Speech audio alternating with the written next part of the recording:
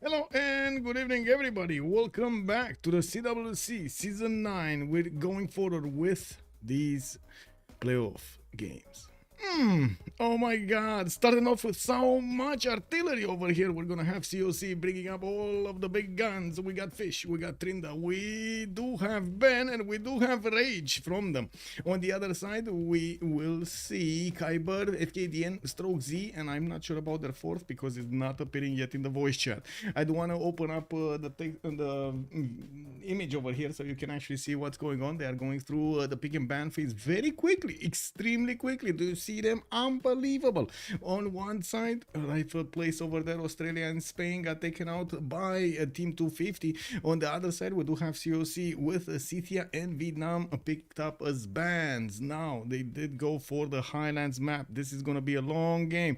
Are you prepared? Chat, are you ready? Pelikanov, good evening, sir. Let the fun begin indeed. Let me actually take a look at chats over here. David, good evening, sir, and welcome. I did see also Xander. Hello there, sir, and welcome over there on YouTube. Good evening, everybody on YouTube. Lancer, hello there, sir, and good evening. Yarjin, hello there, sir. Good evening, good evening. We got Nemesis. Good evening, sir, and good luck to the exam tomorrow. We got a wish over here, Nemesis. Very, like all of the energies over there, a lot of energy, positive energy, going for that exam. Let's go. Midrock, also good evening, sir. Well, I did say the COC lineups. Thank you so much for the prime, much appreciated. I do see TTY Rose. Hello there, sir. The game 3 from Ulysses has not been scheduled. I'm still looking to put it up over there on the CWC website. As soon as it is scheduled and I see it, you're gonna see it on the CWC website. Well, I mean, give me a few dozen of minutes to actually put it up over there. Genghis, good evening, sir. I've noticed that most games hinge on timings of unique civs. Do team selections work on this basis, or am I just overthinking it? A lot of the times, the players are trying to combine all of their knowledge of the leaders. Not only that, but also the history they have with the leaders. How do they play? How do their synergy works with the leaders they are picking up in the draft, and of course their unique abilities and units. We do see a few more bans being done here. It looks like Cooper and Gol are gonna take a bench here from COC, while on the right side we do have Kree and Gandhi taken out. Well, no Kree in the game. No Kree in the game. Not again. We're not going to see Kree again. But I gotta say, they didn't actually take out Theodora, you know. We might actually see some Taxis action over here. We do need to see if anybody's actually going to try to pick up something like Catherine de Medici on this map. But I gotta say, I'm actually curious to see if Yongle is going to show up to the table and get that victory. I did hear a notification here. Nano Blades, hello there, sir. Mechanian, hello there, sir, and welcome. Demandred Eng, thank you so for the follow, much appreciated, and good evening. So this is Highlands, not Rich Highlands. Yes, not Rich Highlands. This is gonna be the Highlands that doesn't have an extreme amount of resources just littering everywhere, you know. All of your tiles over there. You can't do even a simple commercial plus 24 setup because, you know, there's like a cocoa tile there and a tobacco there, and then you get a copper over there, and then oh my god, really? Come on, Highlands. Chandra is free. Well, they are gonna take out Theodora. Spoke too soon, actually. Looks like on the left side we do have also Egypt being taken out by COC, and they're gonna set the tone for the game. Is it Yongle? Chat? Is it Yongle, chat? Blaze Cat Games, I'm surprised Tamar not banned. Isn't she really good here? Yeah, I wouldn't say really good. I wouldn't really say really good. It's good. I wouldn't say go that far. I mean, I'm pretty sure they're gonna like something like Hungary, for example, just as much as they would like Tamar. Give me a second so I can scroll up over here. The Beasley also, good evening, sir, and welcome. Fortuna Belly, good morning, sir, and welcome. I did see Muzra did pick up that first promotion. Thank you so much, sir, much appreciated. What are the lineups today? We don't have everybody in the lobby, so I cannot properly say, but what I am gonna do is actually try to reconnect to the lobby, so we do fix any 0 MSers that are lingering over there. And in the meantime, let me actually put it back on the screen here so we can take a look how they're going through this pick and ban phase. We do have Rome being picked up by COC. That's definitely a good all-around civilization. Rome here multiple times has shown up as the biggest man in the lobby.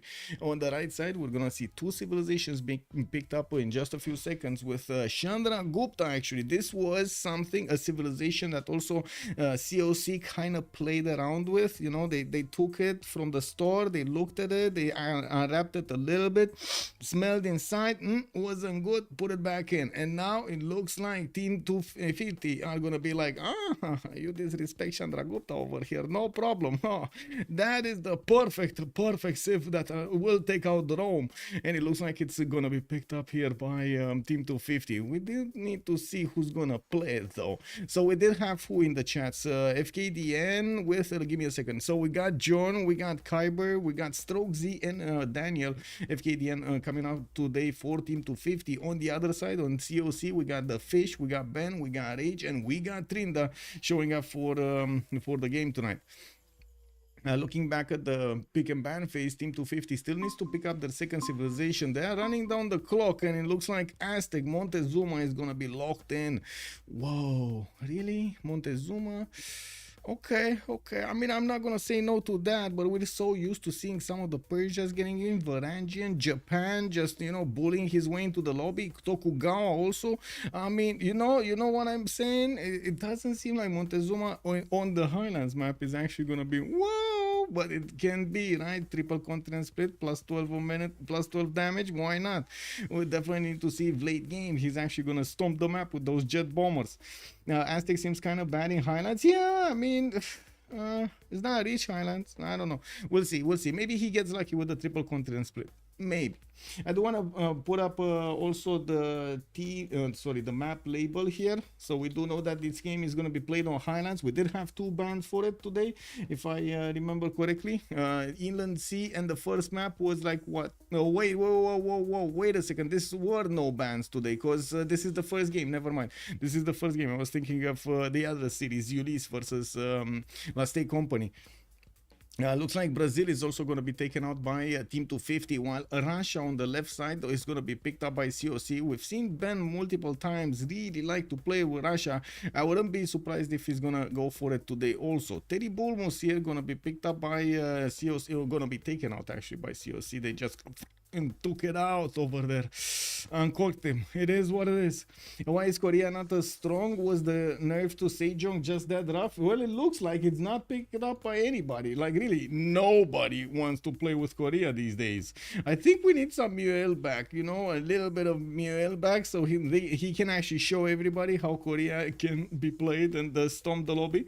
Need to see some Tagma action. There's no Basil here, but there is a possibility for them to pick it up. Not yet though. They are taking out Brazil, and they are taking out Zulu on Team 250 on the left side. We still have a ban to be done here by COC, and we're gonna need to see what's it gonna be. Just a few seconds. I think Sejong was nerfed a bit too much. It might come back. I mean, they might revert some nerfs. They might be doing some stuff to it. Night Demon also, good evening, sir. I wonder if Japan gonna be busted out. Well, looks like Tokugawa did get in, but it's not getting picked. Well, at least not yet. Neither is Hojo. We do have Tamar as the last ban here from COC. We got also the next pick that is gonna need to be made by Team 250 on the right side. And, well, we're gonna need to wait for them to actually run down the clock here. Is this gonna happen? Is he? Oh, it's coming. They're doing it again, boys. They are doing it again. Rage Bulmos preserved play. Yeah, well, they took that out from him. We got Ottomans showing up. We've seen it last time, how much gold it can generate. We've seen it just, oh my god, feed his neighbor to oblivion. Like, wow, to the stars, actually, not to oblivion, to the stars, right? It was such a good yield on each trade out over there. He had so many of them. Now it looks like COC is not gonna need to pick up 2 civilizations. They're not really sitting well with gold, with just Rome making the gold, the commercials, and then maybe Russia's gonna get some deer tiles, KW. But I wouldn't really, you know, rely on the economy of Russia for the rest of the game. Hungary is gonna be a choice, definitely a strong choice, definitely a lot of chaos potential on the map. Definitely you do get some simming bonuses, because you do get that extra production that I would say for the districts and the buildings in them all across the rivers, and that's gonna be amazing. One last pick for COC, and they're gonna get this going. It looks like Genghis. Okay. They're kind of at the limit with gold, to be honest, right now. They're right there. So 2 gold civs, 1 war civ, and 1 culture maker. Okay, faith / culture maker. On the other side, team 250, of course, is gonna need to get another civilization, the last one. And since they do have Ottomans, Montezuma, no problem for them to get the gold. The only thing is, Ottomans does actually start to shine relatively late in the mid game when it gets its grand bazaars. That's when it starts to shine. That's the replacement market of his, which gives him an extra trade route capacity and I think quite a bit of gold, if I'm not mistaken. So yeah, that's gonna be the time that he's gonna start shining. Yeah, of course you can play like any other save before, no problem with that. And I'm pretty sure you've seen it multiple times how the players are managing to go through the early to mid game without any problems. Anyway, Bull Musteri, there was no Bull Musteri. Yeah, it was in the second round of videos, but it was there. Yeah, they did. Scotland maybe, Colombia, well, it looks like it's gonna be Eleanor. Eleanor, England is gonna be picked up by Team 250 to finish their roster, and I gotta say this seems like it's a defensive move against Russia. So he doesn't get that, oh my god, culture victory so quickly, right? We're going to need to see how the players are going to get into the lobby and into their slots. We do have them joining up, and it looks like just one is missing. We do need to see how things are evolving here. Let me actually put myself as a spectator. Click. We do... I think we got everybody, right? No, we're missing one. We're still missing one. Okay, it's fine. Counterculture. Yeah, what? Eleanor? Yeah, Eleanor, because no oceans, no naval warfare. Yeah, and he gets the bonuses towards theater squares. Well, I should say actually amphitheaters, right? Not actually theater squares. Now, let me actually put up my chats on the screen here so I get to see them on the left side. Oh, I just had to switch my my lens also today, contact lens.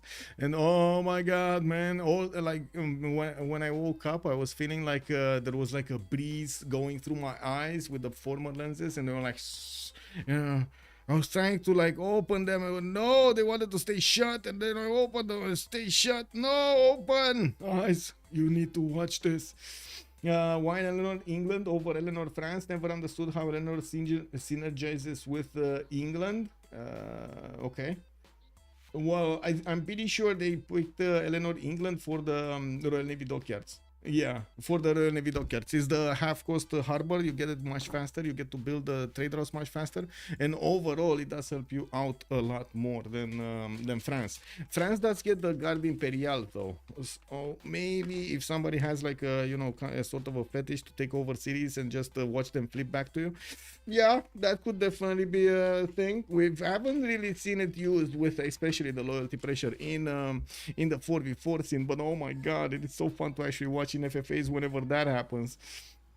Happened to me a few times with friendly neighbors, allies actually, that were putting books next to my borders, and whoo, my cities were flipping because I was Darkish. No! Linda, hello there, ma'am, and welcome. Is the unique district that good? That also have a half-coast harbor? Yes, it does, but that doesn't have the bonus store culture. Yes, there we go. There we go. Instant answer over here. Lancer is telling the half-coast amphitheater, or I should say the bonuses towards amphitheaters, are amazing, not to mention the bonuses that you get from the great works afterwards. 100% production towards theater square buildings. Oh. Anyway, it looks like they're gonna put Rome here on the top with Rage playing it today. StrokeZ is gonna get Eleanor evacuate England again, a priority for him. We do have GGG that needs to pick something up, and what's missing? What is missing over here? Is he gonna be the Chandragupta? No, Chandragupta is Daniel. We got Daniel, we got Kiber on Kanuni, so Montezuma is gonna be JJJ. Got it. Tryndaehre, Matthias Corvinus. We do have Benjamin on Peter, TaskForceFish on Genghis Khan, and Daniel, of course, Chandragupta. Andiro, thank you so much. Merci beaucoup, monsieur. 15 months. Woohoo! Wait, whoa. How do I call this? Oh, Sinkan? No, Sinkan is 60. Oh my god. Oh no, 50. Sorry. Ah, I forgot. Unbelievable. Oh, it is what it is. Holy sites opening. Let me actually check this out because I'm gonna run crazy. 15 in French. There we go. Let me see. Kins. There we go. Kins. Holy site Eleanor is only for France. Eleanor, okay. I think this is the Royal Navy dockyard into theaters, into amphitheaters, and project for the writers. Well, we got two things. First of all, the map has generated, so now we do need to put up the prediction for how many remaps are we gonna have today. And I do wanna ask the big question in chat: where are we starting off? Are we going left or are we going right? Let me actually put YouTube over here so I can take a look. Baxter, good evening, sir, and welcome. Also, Urek, hello there, sir, and welcome. Hello. Left, we're going left. Chat is saying, Twitch chat over here, got the message first. Lancer is saying, we're going left, we're gonna go left. We got Daniel over here in our sights. Let's actually see where the big Gupta is. Let's see. No, this is wrong. We got Hungary. Do we have any Gupta in the house? Chandragupta, calling out. No. Not here. Okay, we got Genghis Khan over there. It should be a Civ here. Why is there no Civ here? Anyway. Oh, there we go. We got the Gupta. We got Daniel coming up with the fresh water, and it looks like he's gonna have some bananas in the second city, not in the first one. We do have him with a decent amount of settlers all around him, and it looks like he's gonna have Genghis Khan to the left side to stab at. Mongolia. TaskForceFish is gonna play it today. It looks like he's gonna be on the aggressive path. He has a very powerful second city to the east side next to those bananas, but that might actually be across the river. Well, depending on how he's gonna place it. We do have of course, to see if India is actually going to start settling towards the west side so he can get close up and personal with TaskForceFish.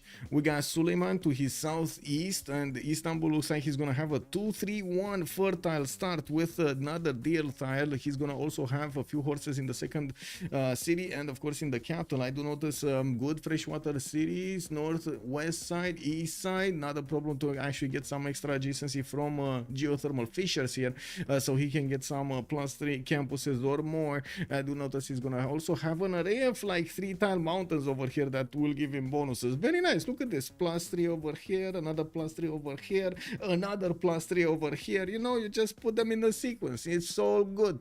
We got Montezuma also to talk about. Where is Montezuma? Tenochtitlan gonna be to the west side of StrokeZ, so it looks like they're gonna trade probably through this ocean. We do have Tenochtitlan also. Let's put up the second lens here. Ooh, Gondwana. That's gonna be one single continent. He has another one, but it's kind of like meh. Oh, this is not good at all. There's not a single resource on the coast there. It's only like the only resource that he would have is actually 3 tiles out from StrokeZ. Kick W, man. Like really? Like, why you do JJJ that bad, man? Unbelievable. Game not very good with JJJ today, I gotta say. We might see a remap here. I mean, Aztec, no +12 on Aztec. How can we play that? We got a scout coming up in 3 turns here from Tenochtitlan, and I should say, I was kidding. I'm pretty sure you can play it without, but it is much better with. Just saying. Only incense and silk. Yeah, exactly. Like, what is he gonna do here? So at least you will need 4 harbors. Oh, you're still talking about Eleanor stuff over there. Okay, got it. Moving towards StrokeZ. Looks like he's gonna also have the Uluru settled to the west side, and I'm pretty sure he's gonna try to get in there. A bit of a question mark if we're actually gonna see him settle immediately to get also the free pantheon and work the production card. He has cities on the east side to settle also. Bridgewater Bay, for example, is gonna give him quite a few cities that he's gonna get, not all with freshwater though. And of course on the west side, because he does have the one tile lake, he could just settle Uluru and no problem with that. But I'm actually curious, is he gonna go for the coastal settle to trade with Tenochtitlan relatively early, or is he gonna go later? Later we know he's gonna do it. Now, we don't know. We got the fish. to talk about the fish. We got Alpha with Scout coming out in 1 turn. He does have money to buy out a deer tile to the southwest. A 2-3 deer tile has been acquired. 2-2 base stone tile to settle to the northwest. East side, he's gonna also have multiple 2-2 bases if he wants. I'm actually very curious how is he gonna want to approach the settling on the east side. If he's gonna want to keep the river between him and his opponent, or actually settle across and be done with it. Is he gonna be on the offense, or is he gonna be on the defense with Chandragupta next to him? You can't really know. You can't really know. Need to go. Have a good game. Have a great game. Have a great evening, sir. Bye bye. Asimov COC draft is so good. It is pretty good. It is pretty good. But I do like the other draft also. I do like Team 250's draft also. It's a bit different, but we're gonna have some different sauces happening in this game, and I'm pretty sure some of them are gonna be spicy. We gotta wait to see exactly how they're gonna start approaching the conflict zones. We do have Ben. We got St. Petersburg getting his tobacco tile to the south. He does have his sheep tile to the west side, and looks like he's also gonna have a decent amount of fresh water here, like 1 city there, 1 city here, 1 more cities to the west side. That's good. That's good. And keep on going. He has some 1 tile lakes that he can put his cities on. To the north, it's gonna be a bit much to actually get a city there, but I'm pretty sure he's gonna want to get a triangle here, like another city here, another city here, and then go to the north there. So he's gonna be much closer. Doesn't really have anybody to trade with at the beginning, but later on, maybe we're actually gonna see Ottomans start to trade with him also. There's no water body here in between them, so extra gold just not gonna be made. And of course, we do know that trading to Russia is not really fruitful, is it? Now we do have Tryndaehre to take a look at. Matthias Corvinus is gonna be no, this is Chandragupta, not Hungary. What is Hungary? Hungary, there we go.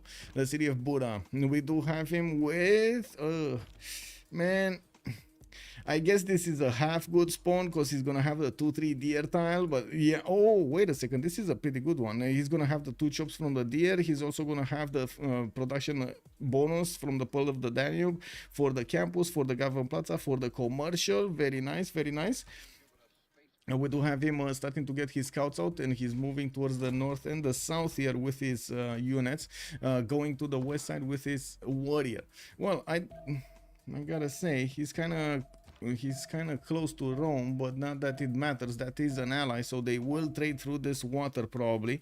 It looks like we're gonna have some city-states next to his opponents. For example, Chandragupta over here can get overwhelmed. We got Auckland, we got Cad, we got Engazargamu. There are quite a few city-states that can be levied here by Hungary, and of course he can actually apply that power against his opponent there. We've seen it multiple times how Hungary just takes cities out of nowhere.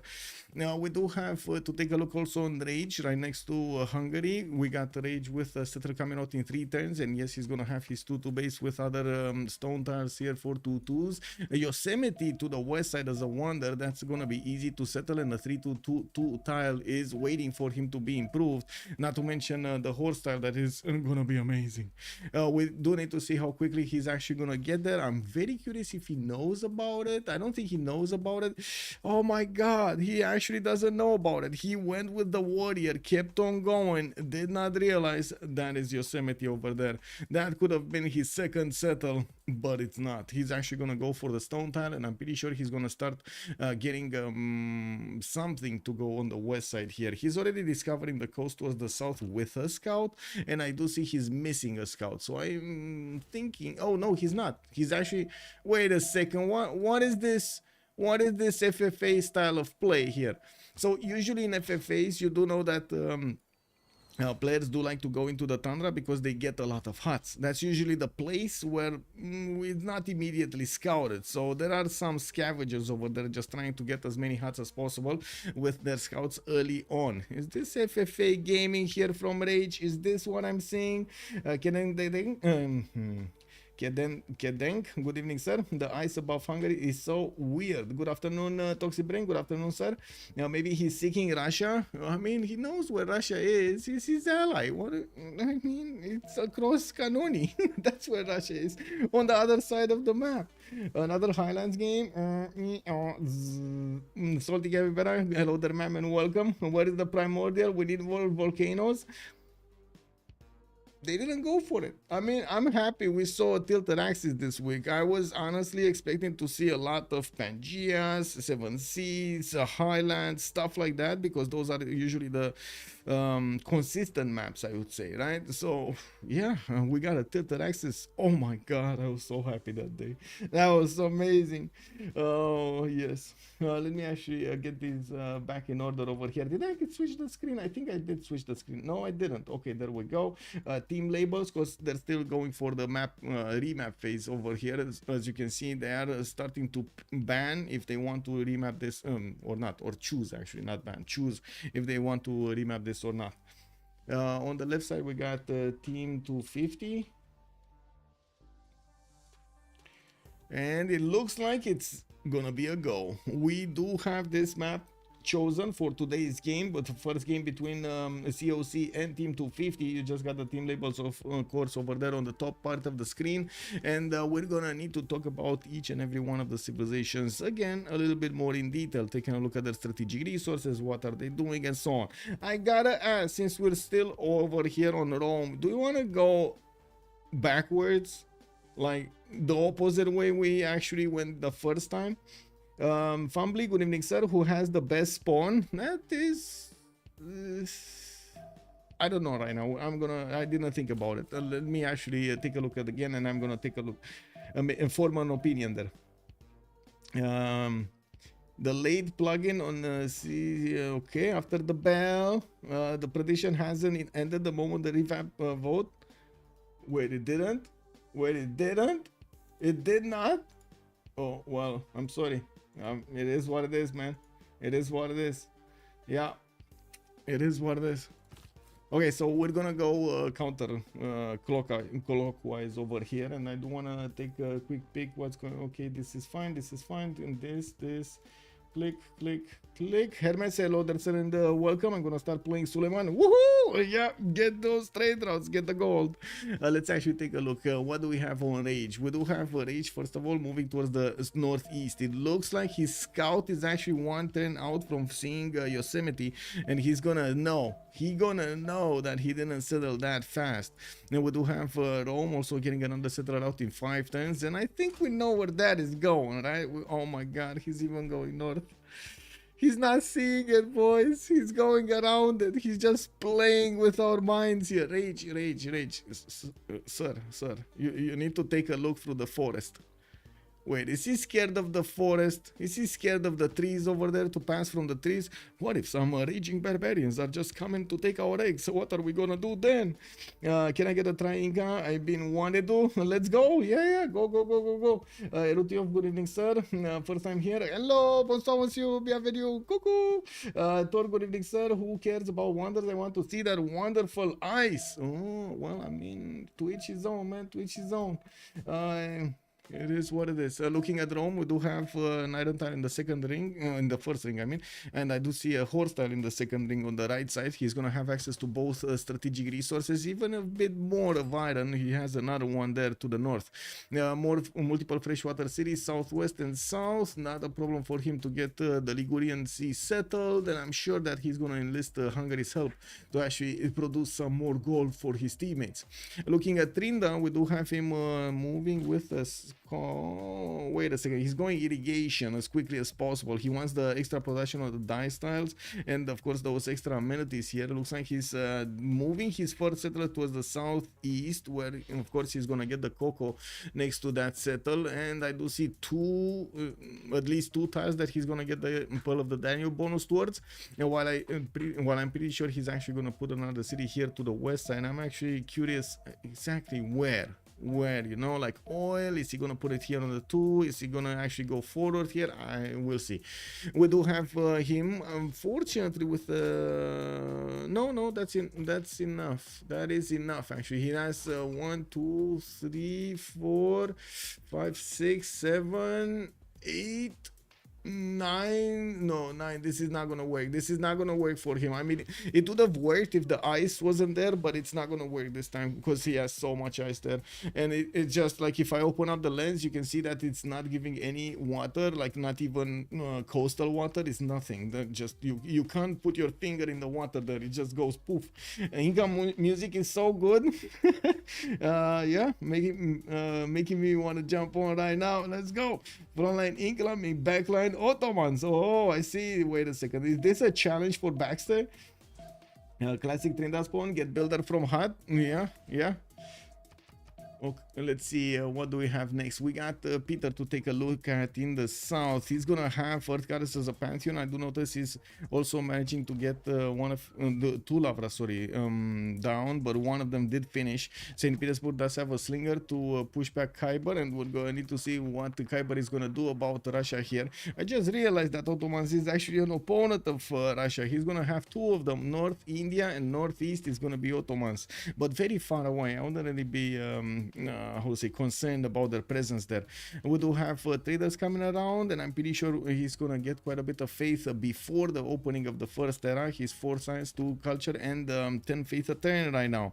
We do see also horses, second ring from St. Petersburg, freshwater city next to the lake, and iron in the first ring of his capital here. He only has a +1 Lavra in the capital. Not that usually it matters that much, but still extra GCC, it's always good on any face civilization.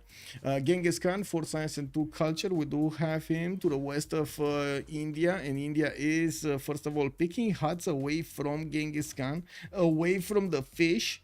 Oh no, you didn't. Wait a second, he's actually taking huts from the fish. Did the fish get sloppy? Did the fish get sloppy? How is this possible?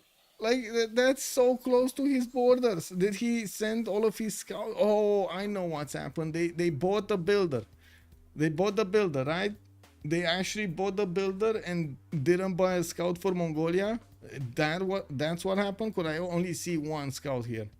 That's it. Oh, 2 scouts. Hey, he got a builder from a cat. Never mind. Yeah. Yeah, I mean, Mongolia was just there. Oh, don't mind if I do. You bring me cookie, I eat. No problem. He's very, very careful. Exactly, Mono. Good evening, sir. India builder hut. Yeah. Wait. Did he get a builder hut? Very nice. Very nice. So he got a builder also. And I do see him putting down his holy sites. They bought the scout for Russia. Okay. And base game. I saw they bought a scout for Rome also. That's why I'm thinking there might have been a builder buy also. But anyway, I'm not sure. Hungary might have been getting this builder with the gold. Anyway, coming back to this, we do have alpha with horses and iron in the north and east, and I do notice both resources are in the second ring. Extra food from the rice tiles, extra production from the deer, and I'm pretty sure he's gonna be happy at chopping that stone. In the second city, he did choose to go across the river, and you can see that he's getting his monuments out. We do need to see what is he gonna do against India, where is he gonna place his scouts, so he knows about India's movements, and of course doesn't get surprised with like wild varus coming through marsh tiles and wheat tiles. Can you imagine that scene over there, just seeing them just bonking against the wheat tiles over there and coming towards the city of Bravo from behind the forest? Yeah, the barbarians, man, the barbarians. Too much imagination. We do have also Eleanor Fkdn to take a look at with 4 science and 6 culture. I do see he's on 2 cities. Immediately put down the best city ever, Newcastle upon Tyne, 2 base over here. He's gonna get a trader to give it more food and production. And I do see London is gonna get his 3rd settler towards the east side. That's gonna be a freshwater settler next to the sheep, and he's gonna get to improve his fish. Not a lot of resources on this water, but at least he has a few of them to give him good harbors, like a +3 that can turn into a +4 when he's gonna get a campus. We do have a direct +4 over here. This is only a +2, could get it to a +3 maybe later on. We'll see. And I gotta say, is this gonna be Petra or pyramids? Is he gonna build Petra or pyramids over here? That's so good on Eleanor. What's the pantheon? He did choose Divine Spark. He went for Divine Spark, yeah. Yeah, he did. Definitely not Petra. He's getting pyramids. I'm thinking, I mean, he could definitely get both, but I'm thinking pyramids also. Petra, Southwest Uluru. You mean? Yeah, I mean, he could get both. Anyway, I don't. We'll see. We'll see. Hey, Greg, thank you so much for the prime. Much appreciated, sir. 19 months. Woohoo! Primer. Greg 242. Pyramid Southwest Newcastle. Petra is a bit bad in Civ6. In my opinion, it's not really good, but we like to see those tiles, man. We like to see those tiles. Oh my god, the awesomeness tiles, the yields, right? The yields. StrokeZ is gonna get the 4th city out very quickly, and we do need to come back a little bit later on. I do notice he's gonna have both strategic resources in his 2nd ring, and of course his 3rd city is put down. Montezuma to the west side of him, he has 3 cities. He did settle Texcoco on a 3-1 base with a 1-3-1 dice style that he's working right now. Tenochtitlan had a 2-2 base, and I do see he's gonna get the 4th city very quickly. Not a lot of fresh water very close to his capital. He's gonna need to move to the lakes towards the city of Hunza, where he does have 2 more settlers, and of course he's gonna need to get to this river to the west side. That's leaving a lot of mid space over here in his empire. Now we do have him with Ottomans on the west side, so I'm pretty sure JJJ could get a city on the coast, and oh my god, he's gonna be fed. I think we know who's gonna be fed tonight. I think it is gonna be Montezuma. Does everybody agree here? They're gonna feed Montezuma? Michaelo retained his knighthood for 2 months. Michaelo, thank you so much for the tier 1. Much appreciated for the 2 months, sir. Woohoo! Putting me closer over there to the goal of 100. Let's go. Does anyone know how to install BBG for Epic Games Store? Matthias Mueller, good evening, sir. Yes, it's a bit tricky because you need to download it, like manually download it, and you need to know the version of it from where you're downloading it. So either you're going to get it from GitHub, or you're going to get it from one of our download, how to say, there's a channel in CPL that has a direct download something archive, if I remember correctly. There are all the links there for all of the mods, but I don't know exactly where it is. Give me a second. Direct downloads, and I click on this and I click on this. There we go. Copy link. Does it work if I put it here? There we go. That's the channel, sir. You can go there and take a look at the I would say all of the links, and manually download them from the for EG players for the, but it's 5.0 by the way, that one over there, the version that we have right now. I'm not sure if it got updated, but anyway, I do want to come back to this. We got commercials. Chalco, Texcoco gonna get monuments out, and of course he's gonna get a commercial from the cattle. Tenochtitlan does benefit from an iron tile in the 2nd ring. Horses, same 2nd ring. A rice tile, so he can get some extra food in there. And it does seem like at the moment he doesn't really have an opponent. He has Hungary, I would say, to the north to take a look at, and I wouldn't be surprised if we're going to see some swimming horses here. Montezuma and or Hungary might actually try to do that. Hungary does have a city-state that he could levy and put the units, use the units to defend himself here, close the choke, and by the looks of it, he's going to have a decent amount of land to settle, but there's a bit but over there. If he goes for these southwestern settles, he might actually want to stay away from the coast. Use the rivers, but stay away from the coast. Otherwise, he's gonna go into a fight with Aztec here, maybe. I guess he saw he has commercial, so he doesn't need to worry about anything, right? He just can get there anyway and put them down. Never mind. Scratch what I said over there. I'm pretty sure he can get it going. I just realized that I thought because he's so close to the coast that Aztec might actually get the opportunity to get some boats out. No, he's staying away. What? Water? No. We're getting the fresh water, man. What do you mean? Coastal. Did you see how much sand is next to the coast over there? It gets everywhere, man. In any hole you have, you're gonna have sand in it. Why Aztec puts the commercial 2 tiles away? Which one? This one? Good point. I have no misclick. Smodior, good evening, sir. Chipolo, very good question, and also good evening, sir. Lord Barb, why is Rome on 2 cities? How is Romanian sailor today? I'm doing well. I'm doing well. A bit, you know, still trying to actually get accustomed to all of the temperature we have right now. Starting to be very hot. It is very hot. Oh my god. 38 degrees this weekend, 39 in the shade. wait. So let me put it straight. Yes, in Europe, in the shade, 39 degrees.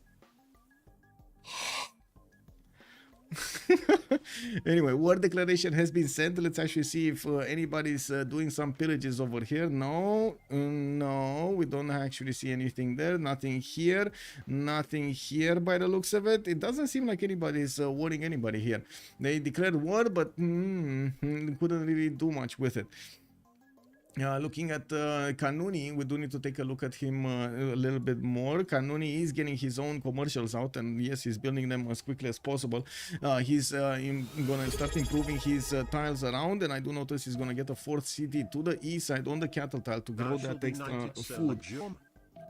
Luxum, thank you so much for the tier 1 sub, much appreciated, sir. And another point over there for the 100 for partner plus. Let's go.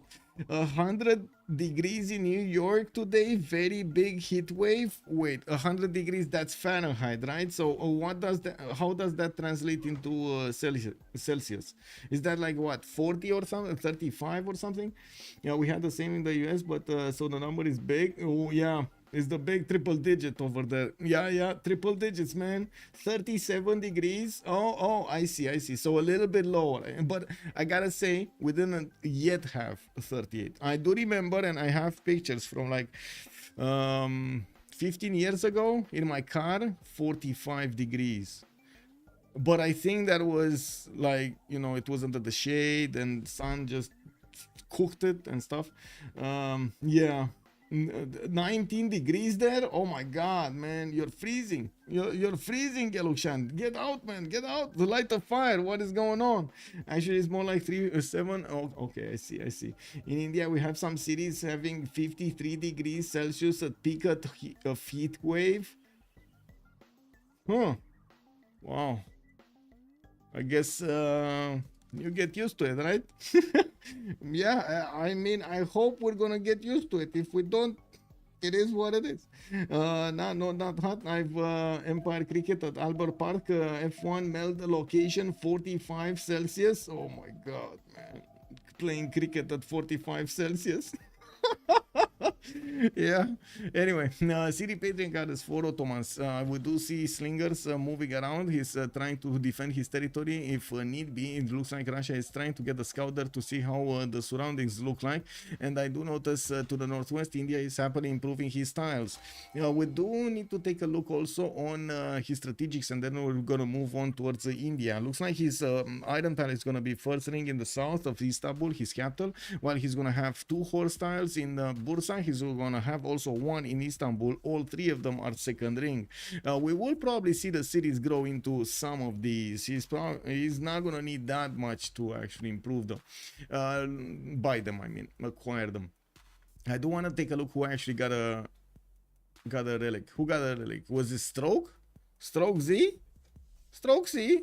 Wait a second. No, he didn't get a relic. Is it Daniel? Somebody got a relic. I'm pretty sure somebody got a relic.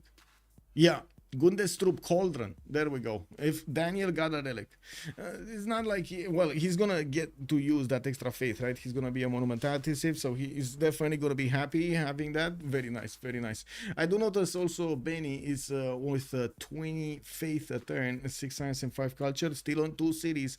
Is holding on to dear life here with his holy size to get the prophet points. He did get a religion. That's gonna be ASD. And looking at religious screen, we got feed the world and tithe. Shrines and temples gonna provide him the food. Brody Butthead, thank you so much for the 8 months. Much appreciated, sir, for the prime. Ozzy must be colder though. Is it though? I mean, if you say Austria, yes. If you say Australia, is it though? I think it's actually hotter. Isn't it hotter? It's been a nice around 20 degrees for the last month when I live, southwest Poland. Oh, very nice, Modo. That's good weather. Very nice, very nice. It's technically winter in Australia right now. Well, technically, what does winter mean? Whoa, whoa, whoa, whoa, whoa. What does winter mean there? It's like 25 degrees minimums or something.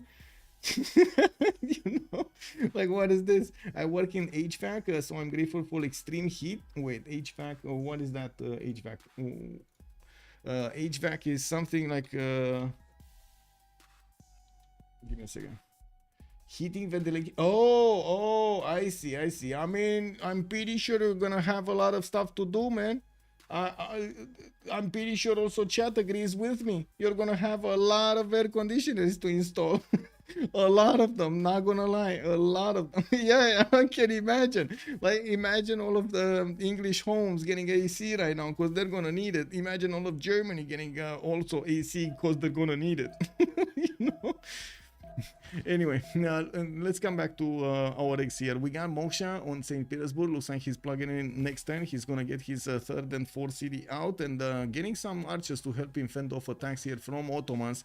He just doesn't want to get him on his tiles to let them on fire. You know, it's fine. He doesn't like fire. He's in the snow. He has a ball of a time over there with the ice. Why lit a fire? You know, simple. You saw what happened in the monarch cities. You get one of those animals that just sucks all the fire from you. Anyway, now we do need to take a look on the city-states also. Looking at the screen here, we do have Cardiff with Auckland for the industry. Looks like Muscat with Venice and Hansa will be the ones for trade. Ayutthaya with Rapa Nui will be providing some cultural bonuses. Enga, Zargamu and a cat for military. Yerevan, Kandy and Nazca will be the ones for religion. That's actually a pretty good array of city-states here for the religious civilization. So, and that's about it. Is there something missing here? I think there's something missing here. There is a type of city-state very much missing here. There is a no blue CS. Yes, no blue CS. Mythrock is correct. Wouldn't know. I'm not Aussie. Australia somewhat are hotter compared to the northern hemisphere due to the earth tilt taxes at least for so many times thousands of years. So, well, I'm not a tech. I just schedule everything, so I get to stay inside. Mythrock. I mean, so wait a second. So basically, you get to eat the you get to get your cake and eat it too. You're getting to be in one of the best workplaces and not even really work there. Oh, amazing. Oh, look at that, the man. Fortuna Belly, Santa comes dripping in sweat. Exactly, right? Yeah. He's probably gonna need to shave his beard because yeah, that's gonna get sweaty really quickly. You were talking about so much about Australia. I just said something about the weather which I looked up. I see. Oh, okay, so let's see other pantheons. We do have Mongolia with God of Craftsman. I do see a fifth city moving out to the east side. That's actually very quickly to get the 5 cities out. Governor Magnus plugged in Alpha, and I do notice he has an array of builders improving his tiles, finishing up his commercials so he can get the points for the merchants. He's still not actually acquiring any point that I can see right now. It's gonna take a few more turns to get the commercials out. We do have next to him Chandragupta with Sacred Path, and yes, he's gonna get the extra adjacency from the forest and the rainforest towards these holy sites. A pretty good amount of faith is gonna be generated using that. I do see also the 4th and the 5th city coming around from Pana and Mumbai. Again, I'm very, very, very curious. Where is he gonna settle? Is he gonna be Mumbai to the south? I would imagine he's gonna want to get the banana settled there. But I also see this Mongolian settle that's just gonna show up from nowhere and gonna settle to the north of Akkad, right in the face of India. And India is gonna be like, really, bro? I have elephants, the biggest unit in the game, and you come at me so quickly? I'm gonna just slam you with elephants. What you gonna do then? And Fish is like, oh yeah, come in mid, bro. Come in mid, bro. Does Chandra take the defender next to a fish in Mongolia? Very curious about that. Yeah. Well, we're gonna need to wait. We got India here still needing 2 more turns to actually acquire enough great profit points to get that profit. And I do notice we're 1030, so we're gonna take a look at the ENA score. Is everybody going golden? Yeah, everybody's going golden, including Chandragupta that did not get a religion yet. Yeah, you heard it here. Daniel did not get the religion. He's still waiting, man. I mean, it's fine. He wants to get it natural. No projects, you know. Don't push it. Don't push it. Just get it going over there. Let it flow, man. Let them cook. Okay, so who's looking good today? Mongolia coming to dine on curry puffs. I think we're gonna have here a war, right? We're gonna have India versus Mongolia. That's a must-have.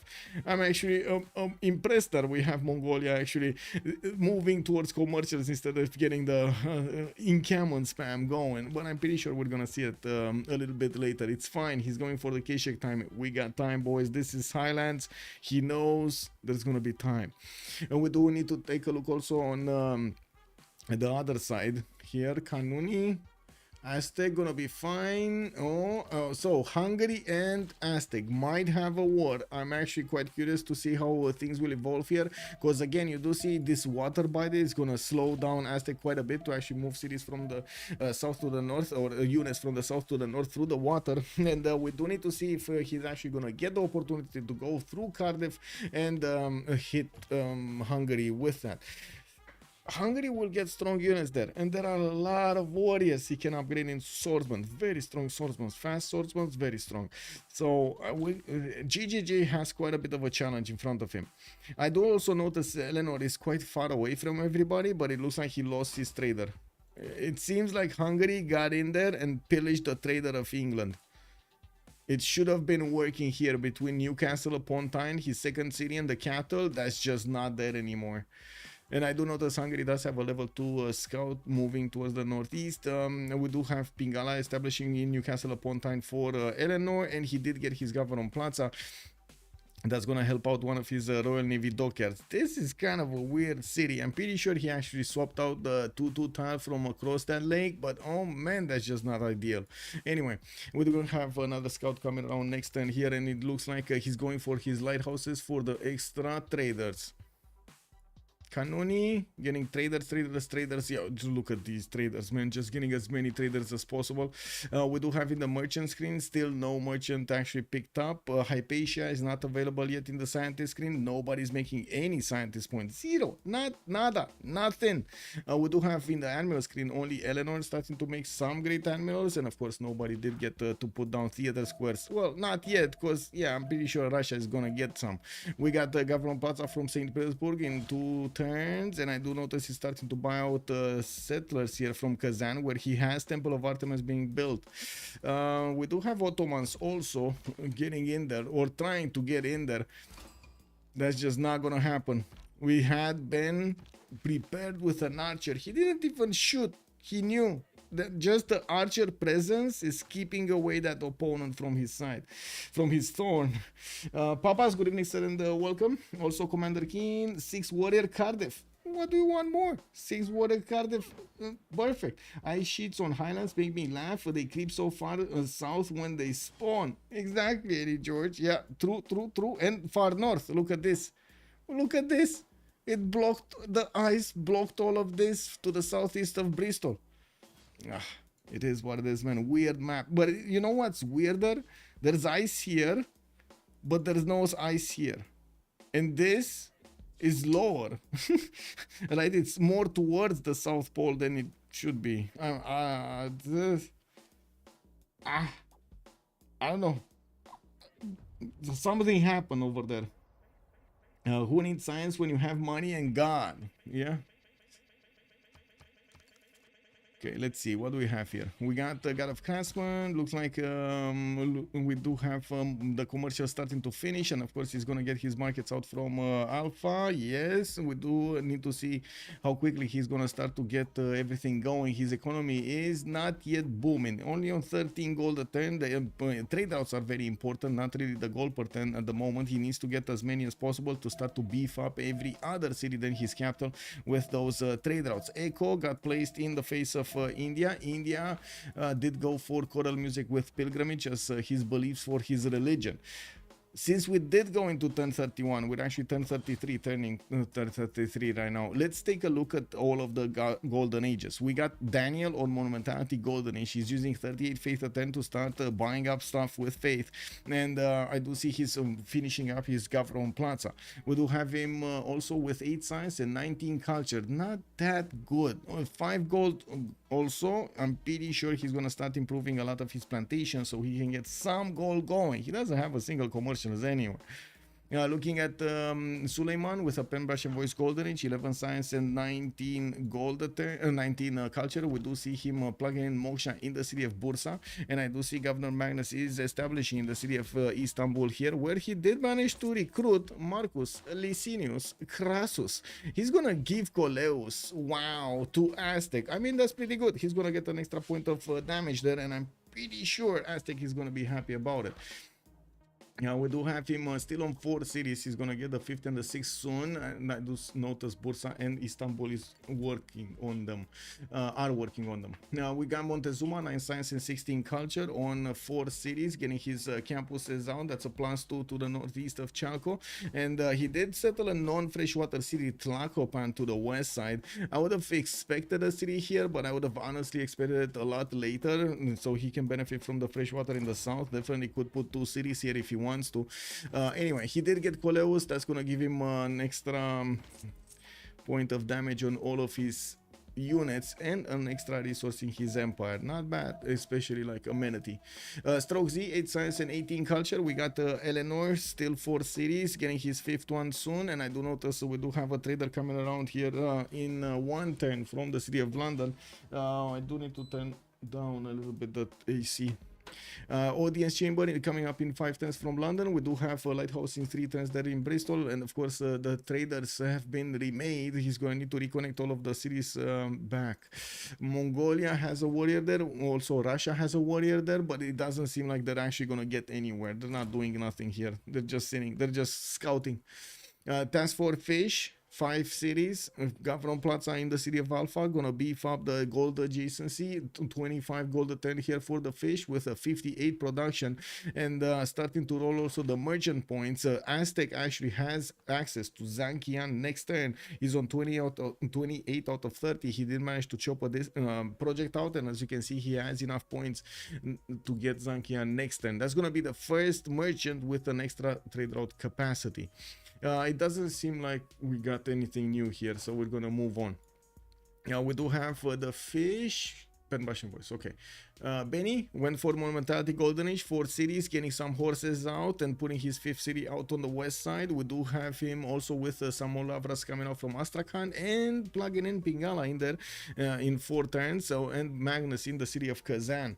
Well, we do have him quite far to the south of Hungary, and since Hungary is Chandragupta still needs to get his cities out, we're gonna need to take a look here if Ben is gonna want to do something about them. It wouldn't be the first time that Ben is choosing war over culture here with Russia, so we're going to need to see. It looks like this game will probably be more tilted towards the culture, like more towards the tourism generation than to war, just because of how far away his opponents are, not because of anything else. Anyway, we'll see. We're going to come back later and see. We got Tryndaehre, 9 science and 21 culture on Matthias Corvinus. Hungary here did get his 5 cities and finishing up his markets. We do have him getting some bananas out from Köseg, and of course with that city being placed so close to the Aztec borders, we do need to see if there's gonna be any kind of mischief being done with shipbuilding here, getting into the water, getting outside of the water, splashing all around. You know how it is. You know how it is. You went to the parks, right? To the water parks. Will Ngazargamo be destroyed? What is the Suzerain ability? Ngazargamo gives you discounts for buying units with faith and gold if you have an encampment in the city you're buying it, and depending on the build or what kind of specializing buildings you have, the more buildings you have, the more discount you get, if I remember correctly.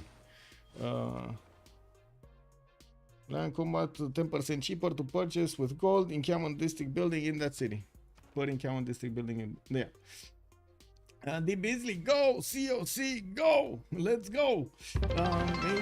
Maybe. Woo! Thank you so much for the 100 biddies! Much appreciated, sir. Fish should change it up one and go with the old school phonetic alphabet. Abel, Baker, Charlie, Dog, Easy. Oh my god, I don't even know that. Modo asking us who is on 6 cities. Rome. 246 cities. It's Rome. We got him with audience chamber coming up in 4 turns here, and I do see Pingala establishing in Ravenna. Already 17 science with 29 culture. Pretty pog tempo. He's also going to be to the north of Ottomans, and that's going to put him directly in range of doing some damage here to both Ottomans and India to the west side. Since he did settle Yosemite, he's getting the science points and of course the gold points from that wonder. Has improved the wine tile for some extra shenanigans there, and did get the fertility rights as a pantheon that gives him an extra point of food on all of these wheat tiles, rice tiles, maize tiles, and so on in his empire. Very nice, very nice. This wheat tile being a 4-1-1-1 next to Yosemite, pretty pog. Well. Let's see if Hungary is gonna manage to push back the Aztec scout. Looks like so, and he's starting to put down his Gavron Plaza here. So yeah, exactly. Oh my god, look at that commercial Gavron Plaza, and it's gonna be a campus here. Oh, so easy. We got campuses in Miskolc. Yes, he's gonna get it to the west side. That's gonna be a +3. Gets the bonus. He gets the bonus for the production of that district. Looking at Russia, getting his horses towards the northwest, pushing back the Ottomans settles. Well, I do notice he will get new lavras from the new cities, and will plug in Pingala in Astrakhan with Moksha already establishing his capital. Finally, he started to put down the theater squares, and yes, we do need to see if Benny is going to start rolling all of that tourism forward to get the tourists. Well, we'll see. Now, there's a lot more faith being generated already. 50 faith a turn here for Ben with only 10 science and 17 culture.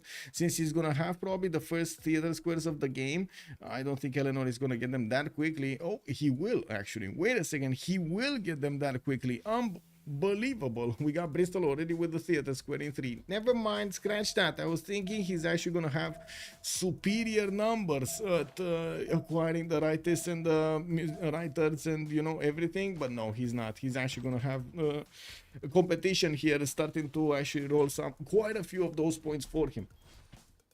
Right half of base game still very strong now. Yeah, it's very strong. Will they let someone have it? I mean, I'm pretty sure they're gonna let someone have it. I'm not that convinced anybody's gonna get to use it that well. Fertility rights worth. Whoa, first time seeing that. Actually, we see it quite a bit, or we've used to see it quite a bit, to be honest. But anyway, Zin, I'm not surprised. A lot of the times the players do so much prefer the extra food coming up on their tiles here. It is so good for the tempo, because you do manage to get that population, but you need to be careful getting that housing at the correct moment in time, letting the cities grow as they should, and so on. It's a top tier pantheon. Yeah, Asimov, correct here. Fertility, right half. Oh, okay, I did see that. Whoa. Okay, let's actually put this up, the prediction for this game, for who will win. We got on one side change of a circumstance, on the other side it's gonna be team 250, and let's see what chat has to say about this. Gatti Anthony, also good evening, sir. Rutyov, is there a favorite team in this game? Oh man, they're both top tier. It's very hard for us to actually have a favorite here, honestly. It's very hard. Well, let's see what's happening in the prediction. I guess this is the best. Erutio, this is probably going to be the best explanation you're going to have for who is preferring who this game. Where are they putting the channel points? Just look where are they putting the channel points. And you're definitely going to make a picture there. Now, without the builder, there is almost always a better choice. In this case, it's great, but most times it's just okay.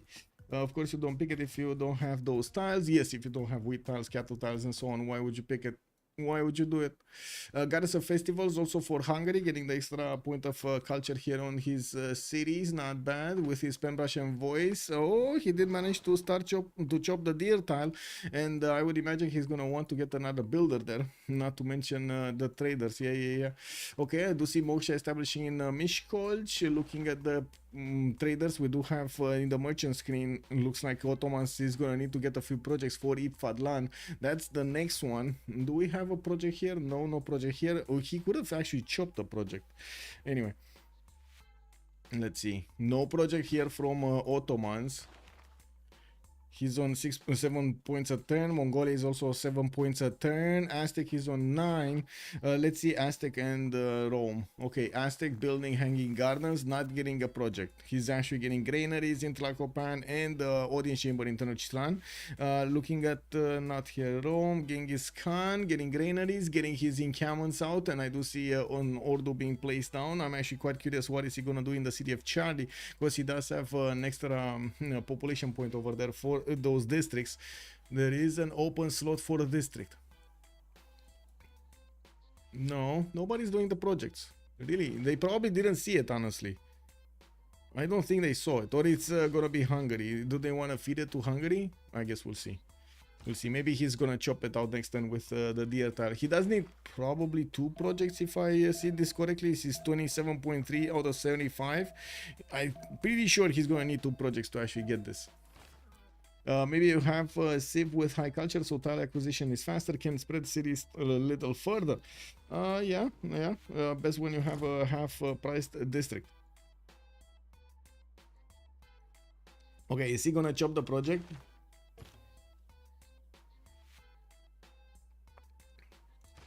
He needs 40 points. Is he gonna chop the project from the capital? Is that CS notification Hungary or somebody else? What CS notification? So we got Tryndaehre holding a cat. The cat is here, and it looks like India is attacking into it. And, well, doesn't look like at the moment Hungary is going to manage to withstand this attack. And we do have Varus coming around from Mumbai. It looks like Daniel is just going to get to train them a little bit going against the cat. So then they can actually go against the big guy, the fish over here. You know, they're getting accustomed with the water. They're getting accustomed with the rivers. And then, bam! Going directly at Echo. We do need to see when India is actually going to get an encampment down. He definitely needs a general, especially since we're going to have one from Mongolia. We didn't have yet horses coming out from Mongolia. Next turn, we got the first one coming out from Bravo. Looking at the goal per turn here, at the moment, COC is actually ahead with 40, 16, 53, and 35, while on the other side, we got 34, 39, 39, and then -3 on Chandragupta. Daniel here is now making any bit of gold. He improved everything he could, but he's still not making gold. We got more of these holy sites coming in, temples going in, and also more Varus getting chopped and trained so they can go against the city of Akat to the left side. Where is COC gonna get the gold? Look at the gold. They have so much gold. But yeah, it's probably gonna be these two civs, Matthias Corvinus and Rage, getting the gold per turn.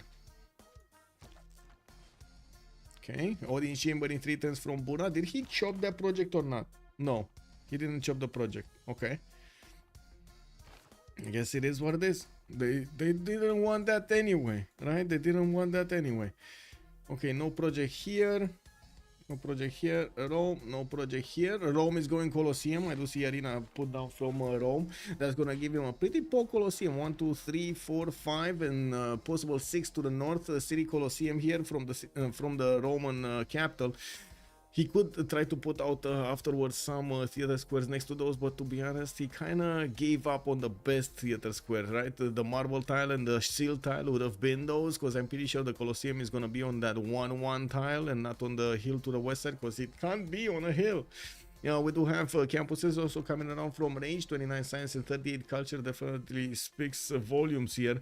Now, he did get quite a few science boosts from Yosemite at the beginning. With new settlers coming around, looks like he's looking to expand, and we're going to need to see how far or how close he's going to get to Ottomans. Ottomans putting a holy site here from Bursa. I do see quite a wave of settlers coming out from him, while he's losing the race in this merchant screen. We got got Aztec actually 2 turns out from picking up Fkdn, while Ottomans is also gonna be wait, is he 2 turns out? Yeah, no, he's not. Actually, wait, he's 3 turns out. Okay, he's 3 turns out. Hello there, Marco Azaro. Good evening, sir. Also backed by allies on both teams. Also, I'm sure must mention, but Ottomans are boxed in and doomed. Are they? Are they boxed in?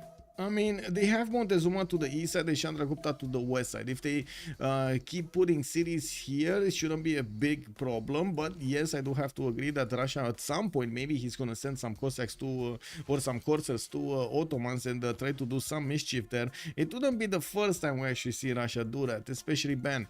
On the right side, Montezuma is definitely going to be an ally, not a problem. Hungary can't really move there because, you know, Aztec. And then we do have to the north Rome, which is, I'm pretty sure the highest target over here against him, or I should say the highest values, the most aggressive target that he's gonna have.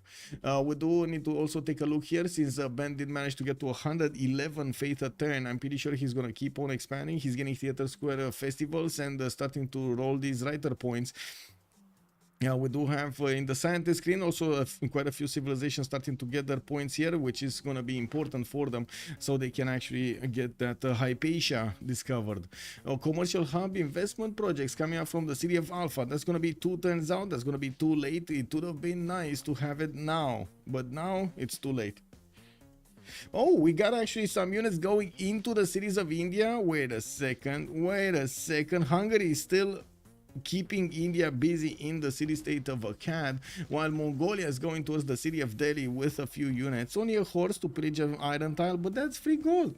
Might as well do it, right? Free gold, you go chop it, no problem. We got another horse next turn from Delhi in 3 turns coming out from Delhi.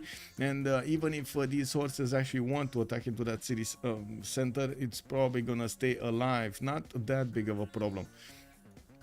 Looking at the city-states here, we do need to take a look if India is going to have another one.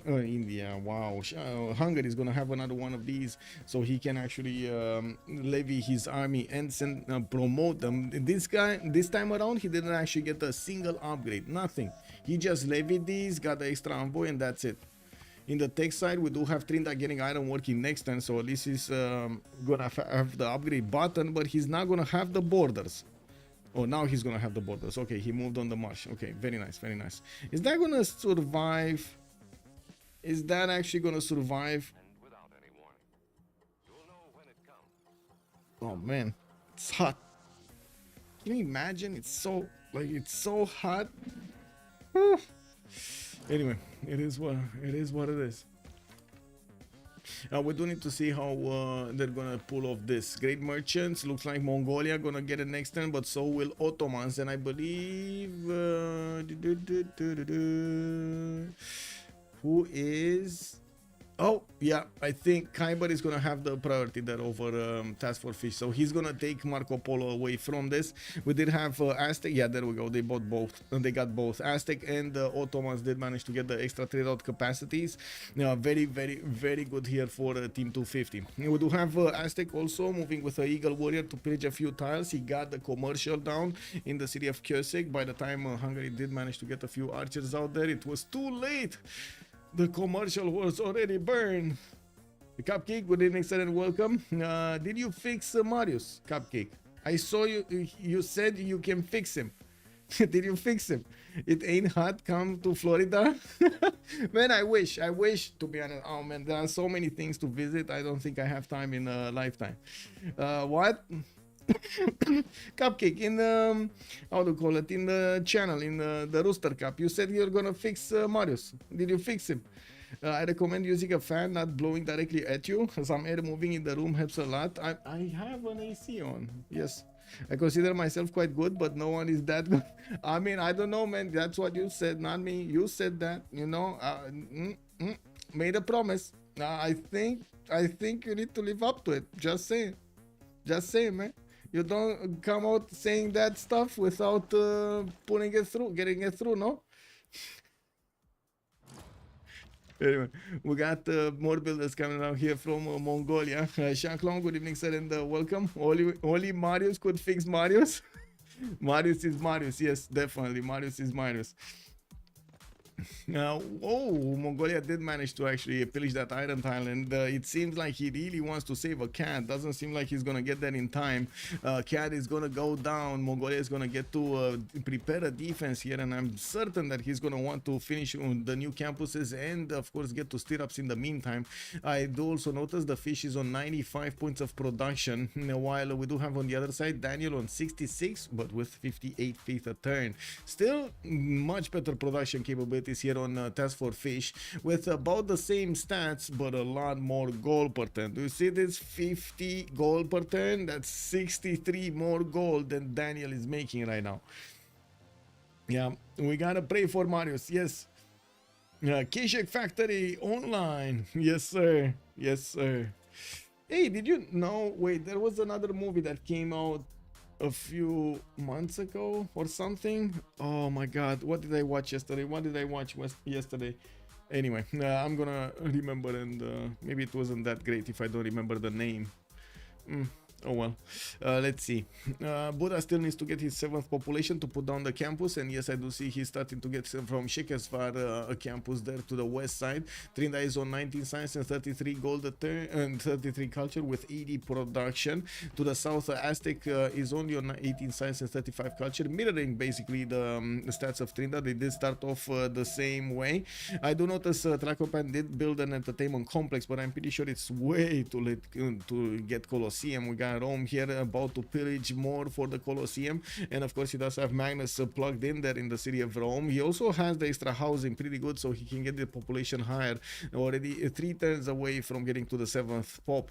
We do have more settlers also getting to expand his city count, getting to start his industrial setup. You can see that he's gonna get the best setup ever with the 2 aqueducts pushing 2 industrial zones in between them, squishing them. Are they holding them or squishing them? I always like to say they're squishing them, but maybe you know, you guys are a little bit more how to say, peaceful than me. Did Ben open 2 cities again? He did open 2 cities. Yes, he went 2 cities into 4 cities, into Temple of Artemis theater squares, and then 6 cities. Got a 7th, Venice, where he bought a settler and is moving to the north with it. Looks like he's actually gonna get very close to StrokeZ. Very close to StrokeZ. This is dangerous. This is very dangerous because first of all, he has a lot of chops. He can chop an army right here on the front line. Second of all, this is relatively flat, so he can get units there quite quickly from his capital, especially if he's gonna have a road. And third of all, I mean, look at this territory. He can get an actual army towards England, and if he actually wants to take out England and win a culture victory just passively, he's gonna have the opportunity to try to do it, not take him out, try to do it. Of course, one-tile chokes are definitely gonna be a bummer. He needs to go all the way around the mountains here, and that's not gonna be easy. That's not gonna be easy. Alternatively, he could go through the south, but that's way too long, and who's gonna do that? Like, let's be real about this. We do have Rome still 5 turns away from getting his Colosseum with 2 chops available for him. 1 next turn, probably the one turn after. The turn after. Now we do have Mongolia moving his horses towards the south, and let's actually see if he's gonna manage to do something about this. Nah. India is telling him, no. That city state, I work for it, man. That's mine. That's mine. Get your stinky paws off the city state. Or, I mean, I guess in the... Wait. I guess it's fins. It's fins, right? I should say fins or hoofs. What am I saying here? Is it gonna be fins or hoofs on? Because it's fish, so he has fins. And then he has horses that have hoofs, right? Oh my god, I'm Mariusing, am I? Aren't I, Cupcake? I'm Mariusing. Does India keep a cat because they are both on the coast then? Well, I gotta point out over here, if he does keep a cat, he will need to deal with Echo and Charlie also. This might not be the best thing that he did as a decision. How did catch random flag? Marius, good evening, sir, and welcome. I was just talking over here because Cupcake made a promise. He said he's gonna fix you. Right? Cupcake make the promise, and I was asking Cupcake if he fixed you, and Cupcake I woke up in a mood for war. What? Oh my god, man. Okay. Yeah, I mean, man, gotta have some fun. We do have Ottomans with the builders coming out of Istanbul and Ankara. Bursa also getting something. It looks like the settlers are moving to the east side. And yes, Kiber is 246 cities. Did finish his holy site with a shrine and is working on a Stonehenge here for his religion. I'm pretty sure we're going to see Colosseum finish next turn because the builder is going to have the opportunity to chop that stone tile. And I do see baths are starting to come around from the Roman cities. Getting such a big wave of amenities and culture in his cities is going to boost him quite a bit. He's already 36 and 48 actually has the best science in the game with not too shabby culture. 48, not too shabby, not a single theater square. Can you imagine, big man?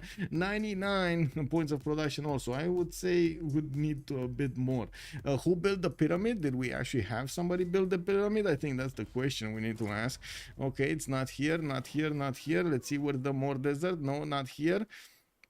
And the horses did get pushed back. Looks like India is winning over there. Hungary, no. Doesn't have a desert, no. Here, it's building here. It's getting built in StrokeZ territory next to Uluru. We did actually think it might be pyramids, definitely over Petra, and it looks like it is pyramids. And we do have him also starting to recruit some writers and looking at the great people. They still didn't get the scientists. Wow. Anyway, in the writer screen, we do have Russia with 6.9 points, and I do notice 12.6 from England. That's a lot of points. That's a lot of points. I did also notice after we were talking about Russia having the opportunity to go westward after he took Venice, it looks like he's sending actually his sources towards the east side, and he might actually be looking at doing an attack against India towards the north with his units, so he can actually soak up some damage in the south, keep the Indian army in check over here, between getting squished between Mongolia and his units. I don't think he has an encampment down, so actually making points for the generals is going to be a problem here. Fusion MK, good evening, sir. Also, what's with the dots there? What's with the dots? Monka Giga with scaling. Wait, where did you see the parks? Is he actually putting parks? Does he have Liang over here? No. Okay. Does he have Liang over here? Yes. Yes, he actually has Liang in the city of Agra, and he does have a city park here in Mumbai. Yeah. Looks like it is gonna be city parks. Feudalism also coming around next turn from Daniel. He still is in a monumentality golden age, so he's gonna get the opportunity to buy those builders with the extra charges.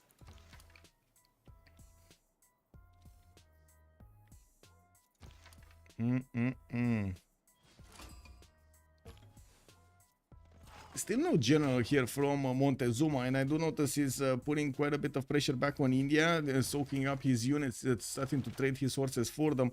While I do see in the general screen, we do have Mongolia on 4.6 points, India is on 3.4, so both of them are gonna slowly get that general here. Interesting. We do have Mongolia also with a lot of chops available for him. He didn't improve that many tiles, he didn't chop that many tiles, and now he's starting to do it. Of course, getting new horses out, finishing up his encampments, getting also another settler from the city of Charlie. We do need to see when he's gonna get stirrups. That is the question. TaskForceFish is actually gonna get irrigation next turn, which is a bit of a surprise, but okay. Yeah, irrigation. Location.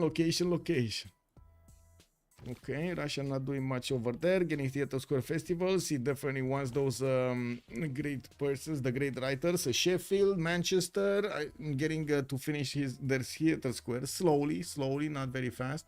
StrokeZ will need a bit more science, and he's working on a campus here from Bristol. It's going to be only a +2, but it is what it is. He needs to work with what he has to work. Is there another city-state? So Nazca looks like is the new city-state that Tryndaehre did acquire, and he did upgrade some swordsmen. 1, 2, 3, 4, 5, 6, 7 to attack into Manchester. Maybe 6 to attack into Manchester. It's gonna take some time to get in there. And I think StrokeZ, anyway, it doesn't even matter if it's getting in there to take a city down or not. Just the fact that these armies are here are gonna force England to do something he does not want to do. Invest into units. That is gonna slow him down and will allow Russia to get a bit further ahead.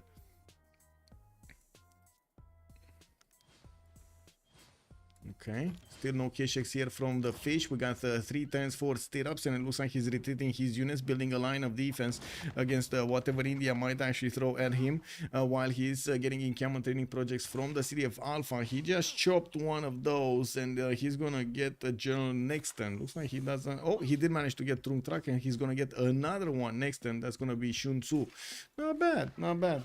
Well, I do notice 7 more turns until the next era, and still with so many chops and a 10 pops capital, I'm pretty sure he's gonna be fine. West side, he has a few horses not doing anything. Actually, they're not gonna do anything. What is this Russian settler doing? I mean, he was here, right? And I thought he's gonna settle stone or river or something so he can actually get closer. Where is he going?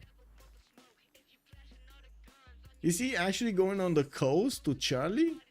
So far away. Yeah, all this land is Russian land now? Yeah, exactly. He's just... Imagine putting a city here next to the bananas and just all of this land is Russian land now, okay? Don't worry that you do not see cities. It is our land. Trust, okay? Trust. Invading his neighbor? Yeah, his friendly neighbor. His friendly neighbor over here, Mongolia. Anyway. Rome did finish Colosseum. We got the markets coming around. I do see baths are finishing in most of his cities, and of course he's gonna get the industrial zones after. He does have +6 in Ravenna or Rome. That's Rome. That is actually Rome. In Ravenna, where does he have the Ravenna one? Oh, this one to the north. That's gonna be a +5. Not bad. Not bad at all. We do have only 5 cities Hungary. He does have an array of archers sent to help out Cardiff if need be. And I do see that he's going to get a few horses out, trying to get a great bath so he can get some mana score. Right now he's 45 out of 45, but he does need 56 points. We don't have him with a coastal city, so he can't really get a boat out. And I do see Specs did get settled to the east side here, where he's getting some extra bonuses, no problem. Grail has joined the round table.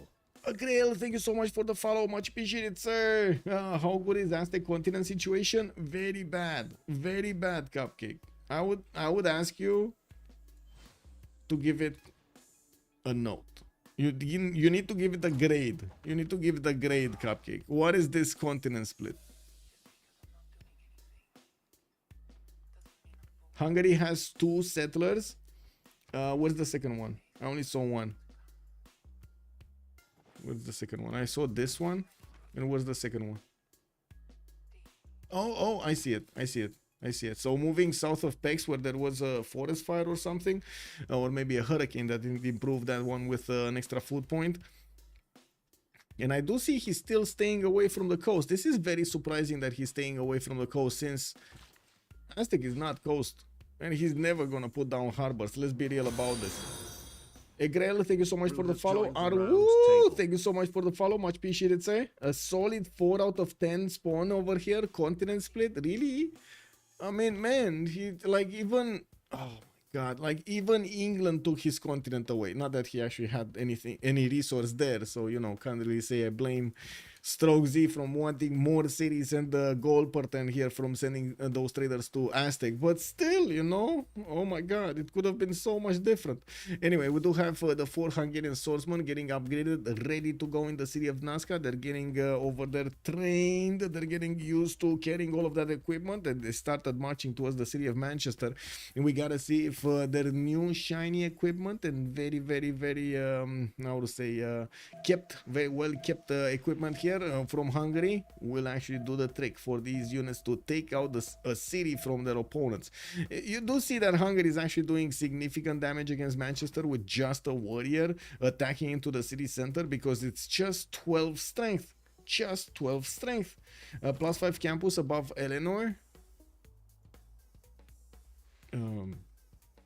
What? +5 campus above Eleanor. How above? How further above Eleanor? Like here? Because it doesn't look like it's... Oh, I see a +5 here. Oh, yeah, it is a +5 here. Yeah, sorry. Yeah, it is a +5 here. He means southeast Manchester. Got it. Okay. Yeah.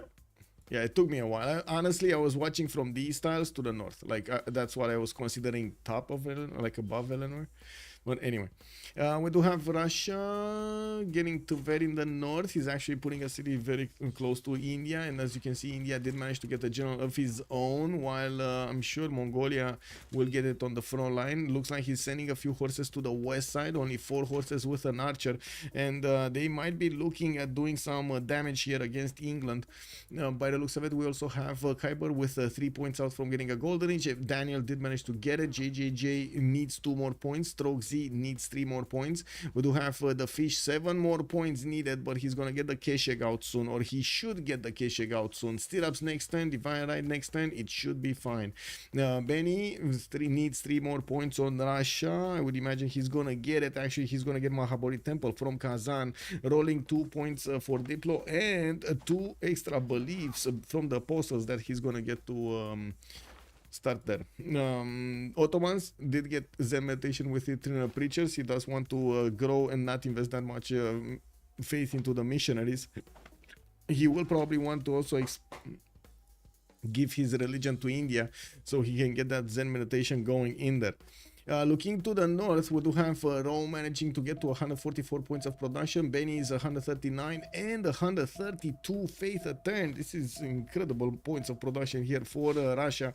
JJJ on the other side has 181, actually a lot more than Rage, which is a bit surprising since he doesn't have that many cities. He's on 2, 4, 6, 7 cities here, but it looks like they're quite productive.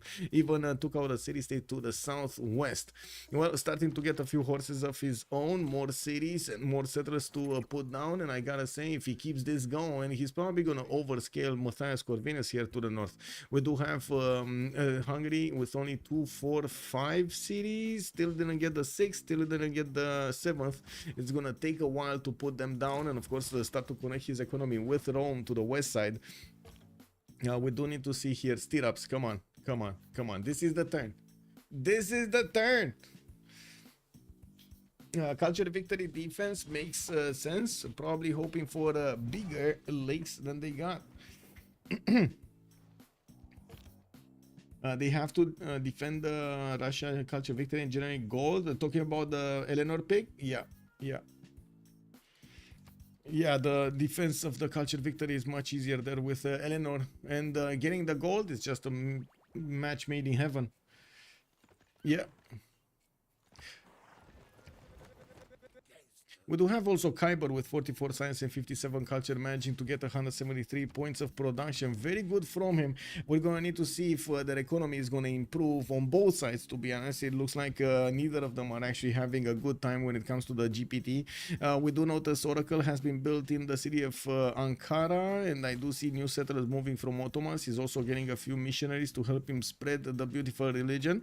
And looking at the west side here, India is starting to bunker down, getting ancient walls into frontline cities, including his capital, because it's frontline there.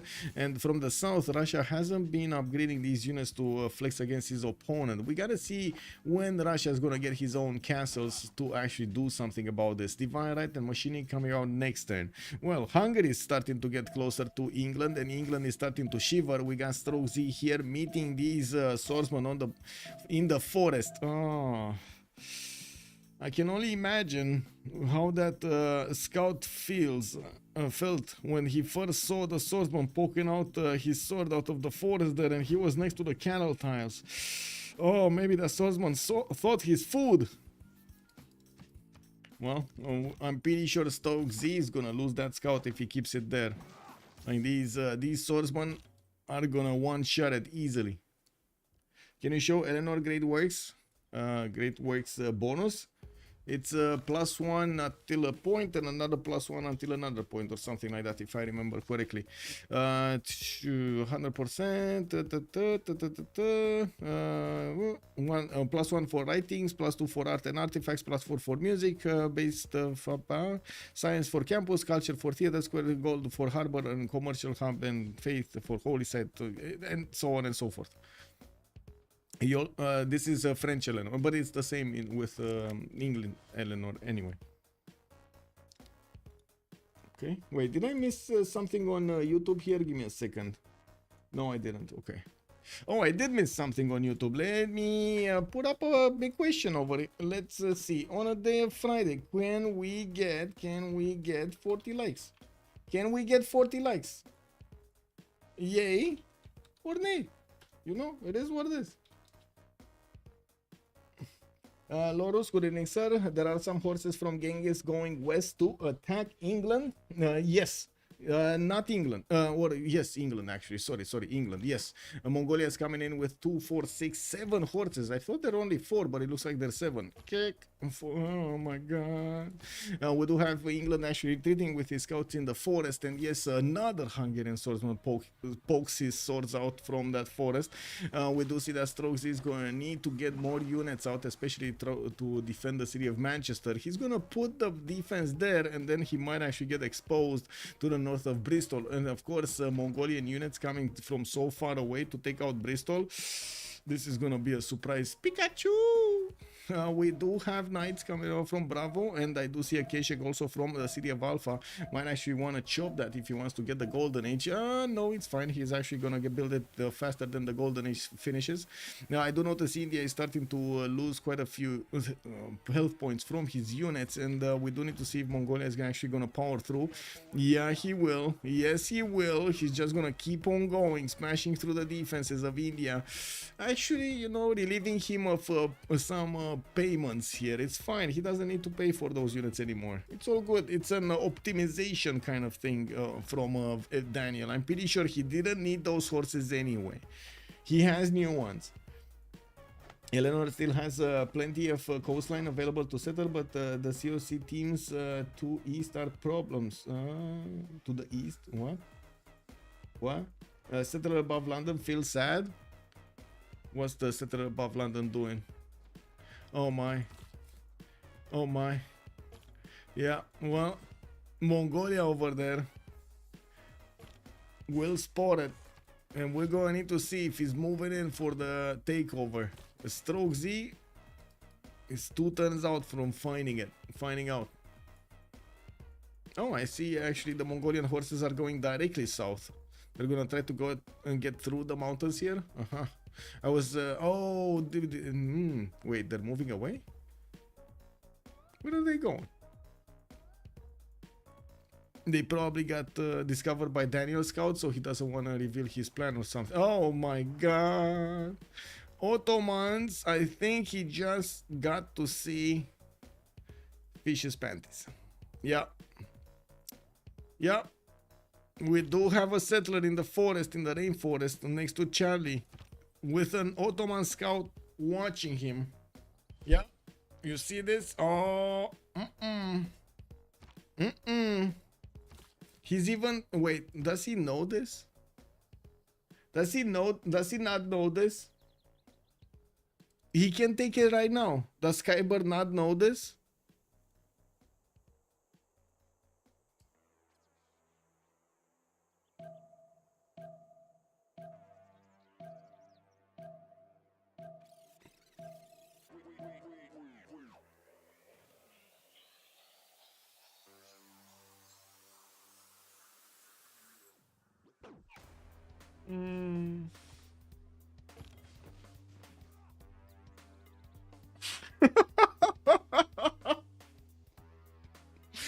Oh man, he's not watching. Yeah, he's not watching. I mean, that's a sin, guys. That is a sin if I've ever seen one. That is a sin, right? Bring back Civ sins. Okay, bring it back. Okay, let's put it up. Let's put it up. That is a Civ sin. Look at this, Kiber making us restart the Civ sins. The biggest kicked out. Yeah, man, unbelievable. Mongolia taking down the scout here. I'm pretty sure he's getting his horse close to the Eleanorish borders. Looks like that warrior of Mongolia did get discovered by the English scout, and I'm pretty sure that scout is just gonna move one left and get the settler onto it. While Hungary keeps on moving towards the city of Manchester, we do have new horses coming around there. His capital is pretty good. I did see he finished his industrial zone in a place when I thought he's actually gonna put a campus, but you know, it is what it is. He does have another plus to the south, not that big of an issue. We do have him placing out that +5 campus also across the mountains from Newcastle upon Tyne, where a city where he did get the pyramids in. We are also 110 away from the golden age, and looking at the era score right now, we do have 60, 62, 61, 60, all of them from team 250 did manage to get the golden age points, and on the other side we do have them casually getting that golden age also.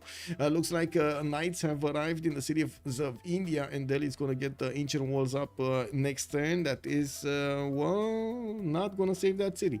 Yeah, we do have K6 also needing to move to the east side. Well, he's gonna get an intelligence agency here from the city of Alpha. It's gonna take a while. Where are his K6? Where didn't he build one at least?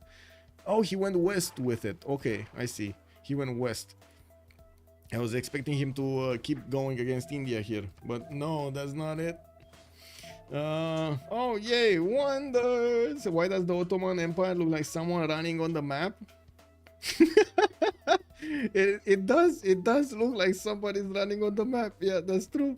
I mean, that's just Kiber in a nutshell, right? He's the Flash. We got theater squares coming out from Bursa, and yes, I do see heavy chariots are gonna get pre-built in the north. Rome is wow, gonna need to go through knights here. Ottomans is gonna be there ready for everything. And we got him also starting to expand more to the west side, put his industrial zones down, while I do notice Russia is giving him peace from the west, southwest. There are only a few units towards his borders, and we do have the first Mongolian horses also about to reach the borders of Liverpool. Only 2 of them. They're not going to be enough to take out that many cities or tiles. And yes, I do see that England is starting to get a few more horses out, but why do I have the... Wait. Oh, he settled Leeds over here.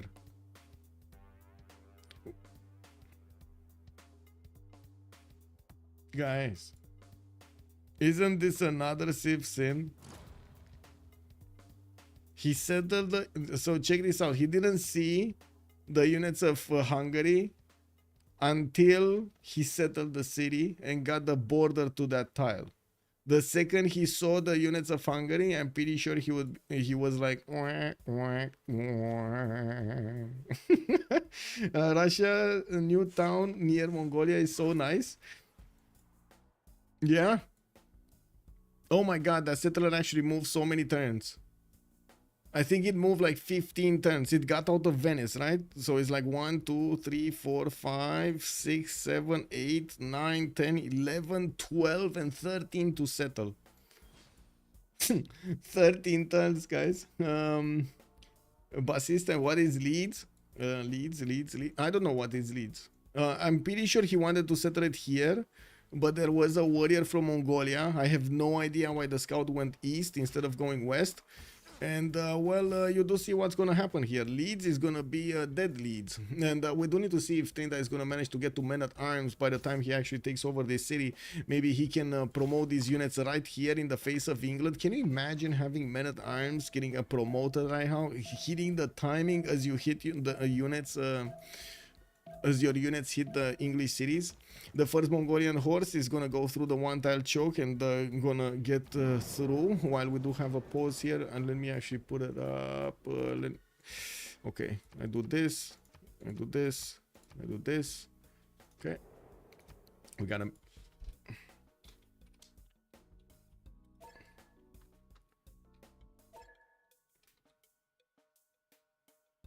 What was it?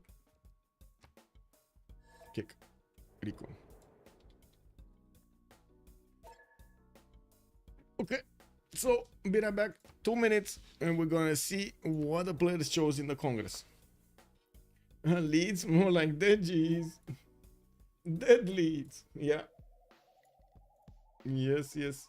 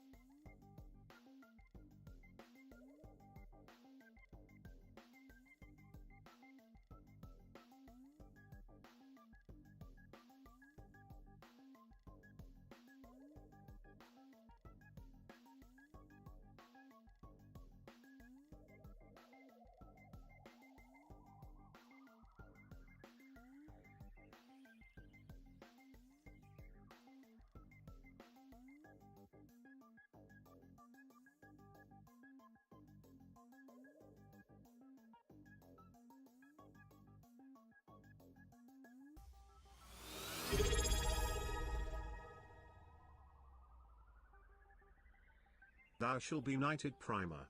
Alt triangle 8. All Triangle, thank you so much for the 30 months. Oh my god, my man. Thank you, sir. Thank you. Cups and Cake is also saying not possible, but spectators influence Congress on multiple occasions due to not having a second one or making a mistake in voting. Yeah, it does happen.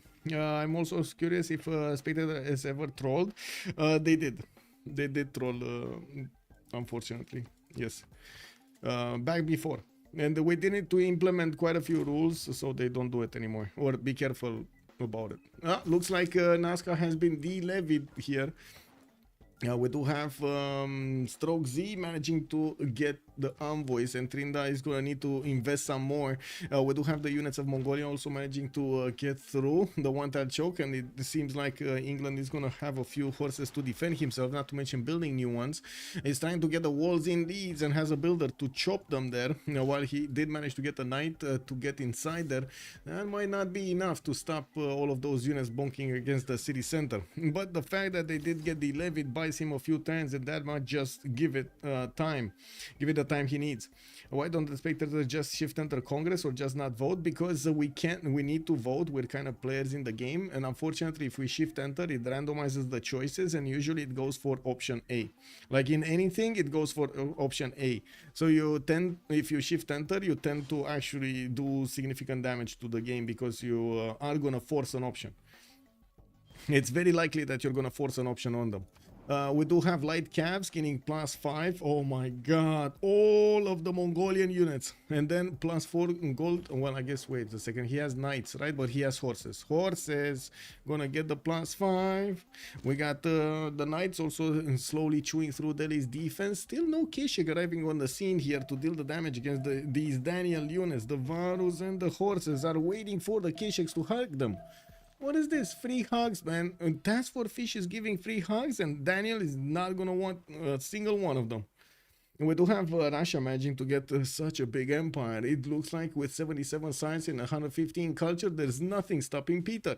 We do have him also with 189 points of faith and 200 points of production. Only 40 gold, though. They do definitely need to work on the gold portent more. All of those heavy chariots here from Ottomans are getting split in half. Some of them are going southwest, some of them north. We do have the Grand Bazaars also starting to kick in. That's going to be amazing here for Kiber's economy. Not to mention the destination economy. And I'm pretty sure it's going to be Mongolia, right? I'm pretty sure it's going to be, sorry, Chandragupta, right? To the west side, it needs to be Chandragupta. Or is it going to be Aztec? It might be Aztec, because we do have a settler from JJJ actually getting into position here, and it seems like Hungary Tryndaehre did feel the need that he needs to take over Cardiff. I'm pretty sure it's just for the number of cities here. He just doesn't have enough. 2, 4, 6, 8, 9. This is a good number. He can get a 10 here also. It should not be a problem from now on. Okay. Let's see, Chandragupta, Pembrasian Voice Golden 41 science, 82 culture, definitely has big problems with TaskForceFish eating through his defenses, not having an economy at all, with 98 gold a turn and 98 production a turn and 85 faith a turn. We do need to see if he's going to manage to withstand the next wave of attacks when the Keshiks come out. Like, this is mild. What Mongolia is doing to Chandragupta is kind of mild right now. When the Keshiks come out, I mean, that's going to go wild. It's going to go from mild to wild. That, just it. Click a button, Mongolia supercharge. We got to take a look at JJJ here with 88 science and 66 culture. Looks like he did go for a free inquiry golden age this time, and beefing up quite a few universities. Does seem like he did manage to keep up with Tryndaehre quite nicely, Tryndaehre being on 78 and 67. And while I do notice he has significantly more production than Tryndaehre, 216 points of production here on JJJ, while Tryndaehre is only on 130. We got StrokeZ also 93 and 105. Looks like Eleanor has the art museum starting to kick off, and I do see how in the world did this happen. All of those units got delevied twice, and the forest fire just burned through them. Unbelievable. I don't think I've ever seen a forest fire started off from the middle of those swordsmen. Like all of them were there on the tiles that he actually is running away from now. Those tiles that were burning, they were all swordsmen. Yeah, whoa. Gameris, good evening, sir. Hi all, cry for help here. Every time I try to multiplayer with my friends, I host a game. We randomly experience these things. Sometimes these things happen on turn 5. Sometimes we can survive. Tried everything, turning off almost, changing hosts, repairing the game, fresh installs, nothing helps. Envy to see your games here without these issues. Okay. So first of all, make sure the game is played on what was it? How do you call it? DirectX 11, right? Not 12. On DirectX 11. Make sure you have all of the mods with everybody. Like everybody has the same mods. And check for the driver updates. Check for GPU, newest GPU drivers, Intel, like newest CPU drivers, and so on and so forth. Yeah, don't play on DirectX 12. It causes issues. We don't know why, but for example, if I want to stream, it just crashes the game. Like at some point, it crashes the game. Yeah, cool whip. Hello there, sir, and good evening. Rageous Calf can just milk him so hard. Yeah, we're gonna see some milking happening. He has for a ministry, they cost like 50 gold. Yeah, it's not a problem that he needs to pay for them, re-levied and de-levied. Yeah. Not really. I'm more concerned about this forest fire over here, like all of these NASCAR units just running away from this. On the other side, we do have Mongolia that is managing to get his units out, and yes, with a general, he's going to have quite a bit of extra damage here. 60 against the 54 of the horse of his opponent. StrokeZ, yes, he does have the extra +5 from the advisory, just as fish, but the 6 intel has activated on the fish, and as you can see, England is at a disadvantage. There is a spy in the city of Sheffield here where he's building Petra. Guys, I told you, he's building Petra. Wait, who hired Nostradamus? I've had issues with the barbarian clans mode. Turn it off, game stopped crashing completely.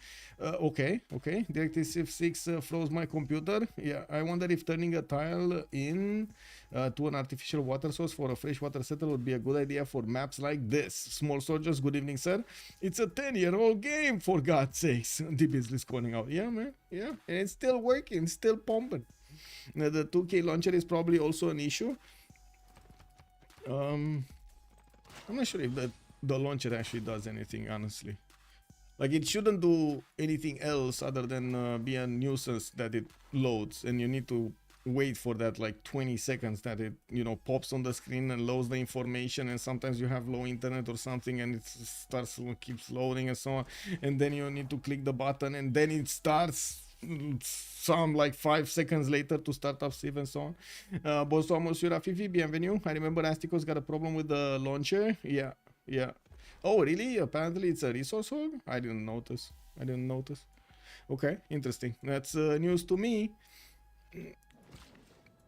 Okay, all of the Grand Bazaars are almost finished here on Ottomans, so that economy is going to start booming. 94 gold a turn right now. He's making the most out of the game. Definitely also the production is starting to be higher, 238 points on him.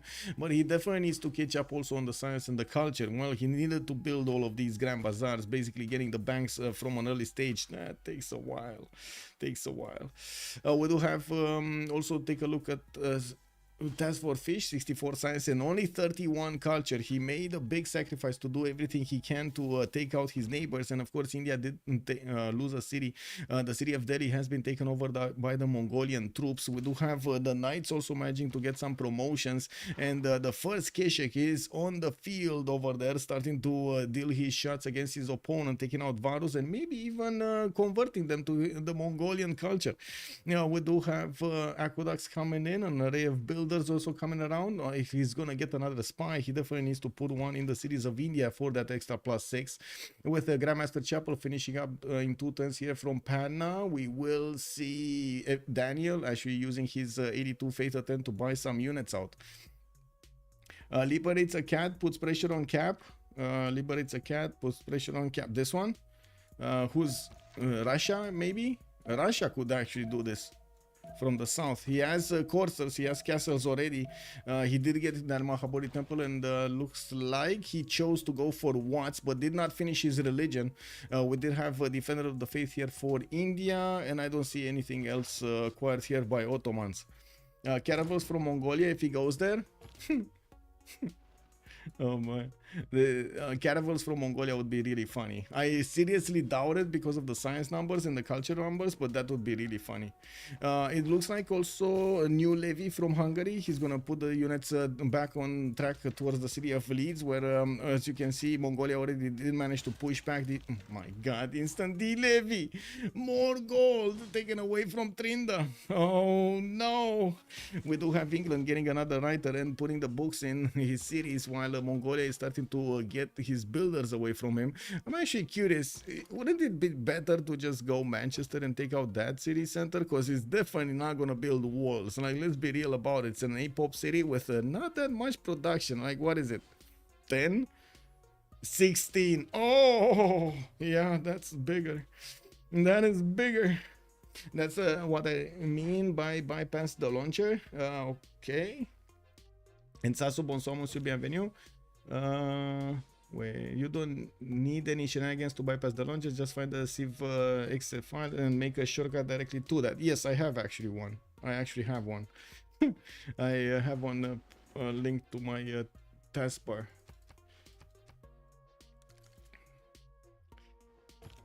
Different reasons though. I didn't really want to go bypass the launcher. I just wanted to have an easier way to click on Civ, because I play it so often. So glad Fish is having a great game. Yeah. Yep.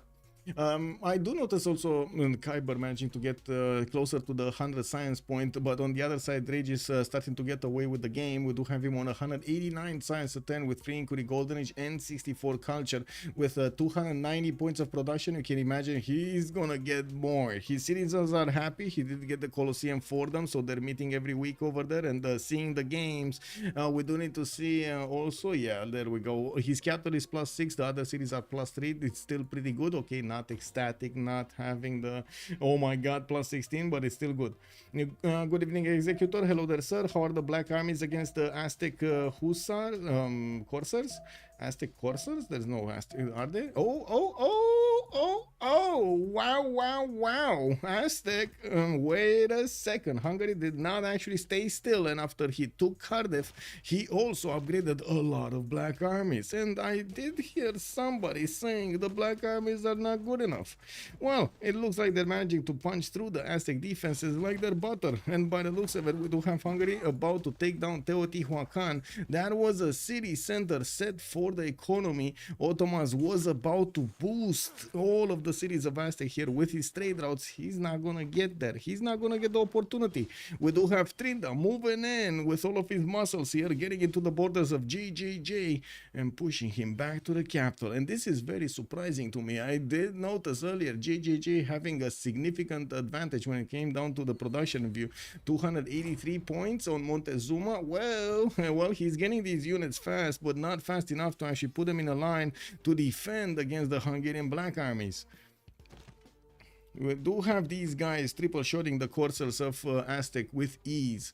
We don't have Aztec getting an we don't already have Aztec with an encampment down, but he is getting one from Chalco in 2 turns. It's just gonna take a bit of time for him to actually get everything going there, get the points for the general, get the projects and so on. Now he needs a lot of them. Like, look at this, it cost him 155 points and he has 13.6. Oh, that's gonna be a lot of projects. Let's see who did get Hypatia, because that's something that actually escaped us. It was Russia that did manage to get Hypatia. And I do see Hungary did manage to pick up Hildegard of Bingen. That's actually surprised that he picked it up and not Russia. Okay, so what's going on here? Economy is getting pillaged. Mongolia is managing to do quite a bit of damage, even with just the horses against the English knights. We do have the Hungarian troops managing to get a catapult levied from Nazca and moving towards the city of Leeds. Oh my god, that's gonna be beautiful. We do need to see if Mongolia is gonna manage to get a new units here, but I think the damage has been done. England is needing to put so much production into this, and it does seem like nobody's gonna get to punish Mongolia for what he did over here. There's nobody that could get units in the face of Mongolia to take out cities, even if he doesn't have a lot of science, a lot of culture, a lot of production, and so on. He's on the offense, and it doesn't seem like his cities are gonna be in danger. We do have India also, with the Mongolian Kesheks starting to get closer to him. You do see the Varus are actually taking quite a bit of a beating from these Kesheks. Even if they do get the +5, the -5 penalty on the Mongolian Kesheks, they're still strong enough to two-shot or triple-shot these Varus. Okay, we do have crossbows though. This is good. This is good. Not ideal, but definitely good. Printing coming up from Kiber. I do see StrokeZ is also gonna get his cartography in 2 turns. Give me a second. How is the game going? Who has the advantage right now? I would say COC has the advantage. 4 legs tank. Okay, he chopped in the wrong city. Fusion. Wait. Whoa. Where did you see he chopped? Cool boy, what is the Civ6 counter? Well, I'm gonna give you an idea of what happened with this one. So, you see, wait, where were we? Not here, where we were Mongolia, right? We were Mongolia. Well, there was you see this city of Foxtrot? There was a scout here from Ottomans just sitting idly by. And then a wild Mongolian settler moved in. They stood and stared at each other, and Ottoman never saw the settler. Never saw it. He never clicked on it. And, of course, TaskForceFish's settler just, got GTFO'd out of there.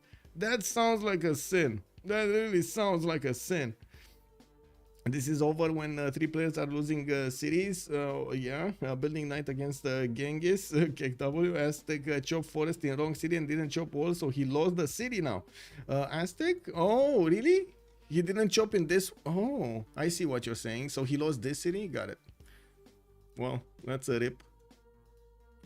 It is what it is, and I do see the Hungarian forces are going to be strong enough to go through these next units here of Aztec. Even if Aztec is getting his encampments down, he's going to need to get the walls quickly so he can beef up his defense.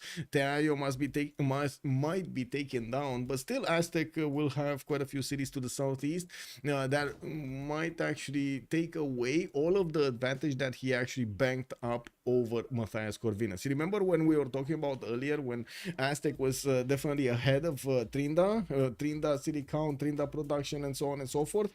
Well, it looks like Tryndaehre found a way to slow him down so he can catch up.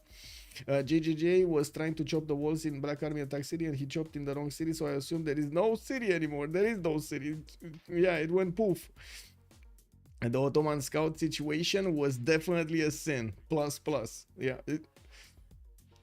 Tryndaehre is dreamy.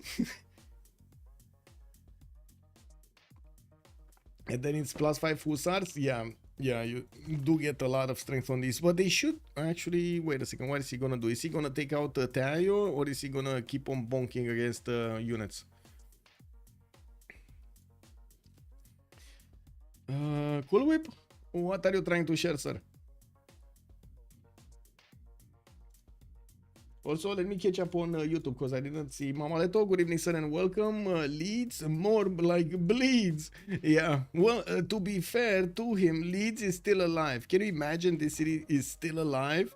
We do have Mongolia just running wild over here in the cities of Eleanor, and I do see we will have some new knights coming around, but it seems like England is just not getting his footing to do anything against these units, and TaskForceFish is just like literally putting his fingers everywhere in StrokeZ's empire, man.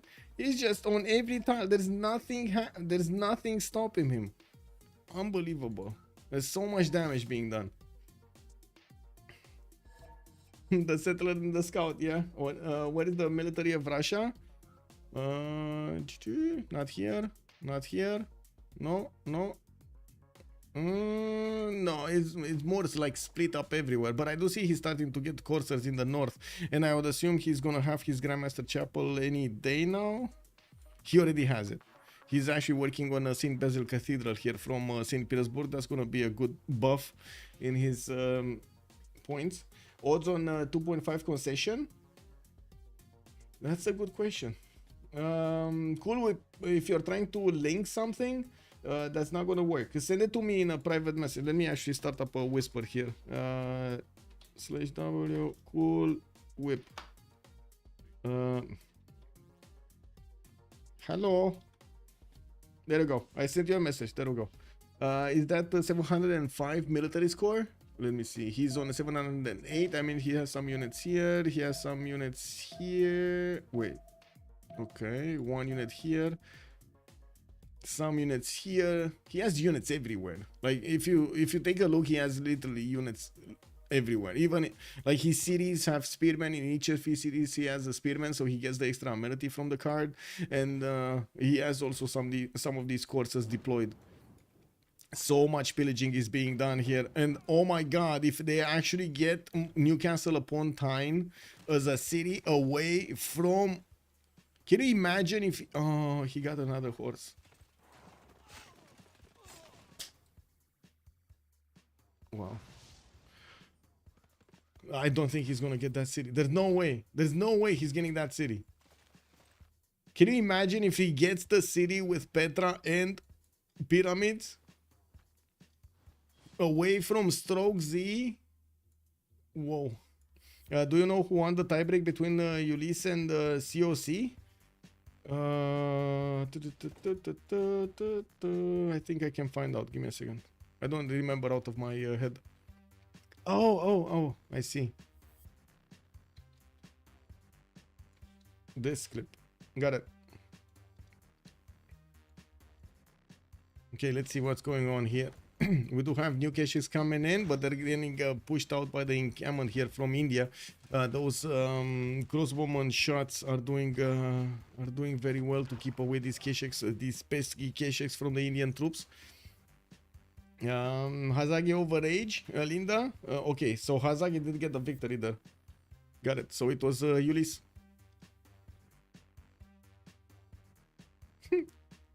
Lucky settler. Oh, I see. This one. Let me actually wait a second. Let me feature this because this is unbelievable, man. This is unbelievable. There we go. I featured it. Anyway, well, we do have India getting a spy of his own in Mongolia's territory, while I do notice still we don't have a spy from Mongolia into India's territory. This is again very surprising. He was building another one, and I'm actually very curious where he plug it in. Yes, we did see Mongolia plug in one in English territory because he is going to chop war him, pillage. Oh, I see, the second is here. What? He's getting two in Sheffield in one single city? Okay. Well, let's actually see. Oh, another delevy. NASCAR did get delevied. It looks like StrokeZ is fighting with every envoy he can to actually stop Hungary from taking out leads. Well, it looks like Aztec is not really managing to stop Hungary here. We do have Aztec with the city of Teayo getting bonked here soon. No, oh my god, Hungary is keeping his units alive, switching the low HP ones with the higher HP ones when he saw he's gonna get attacked exactly on that tile.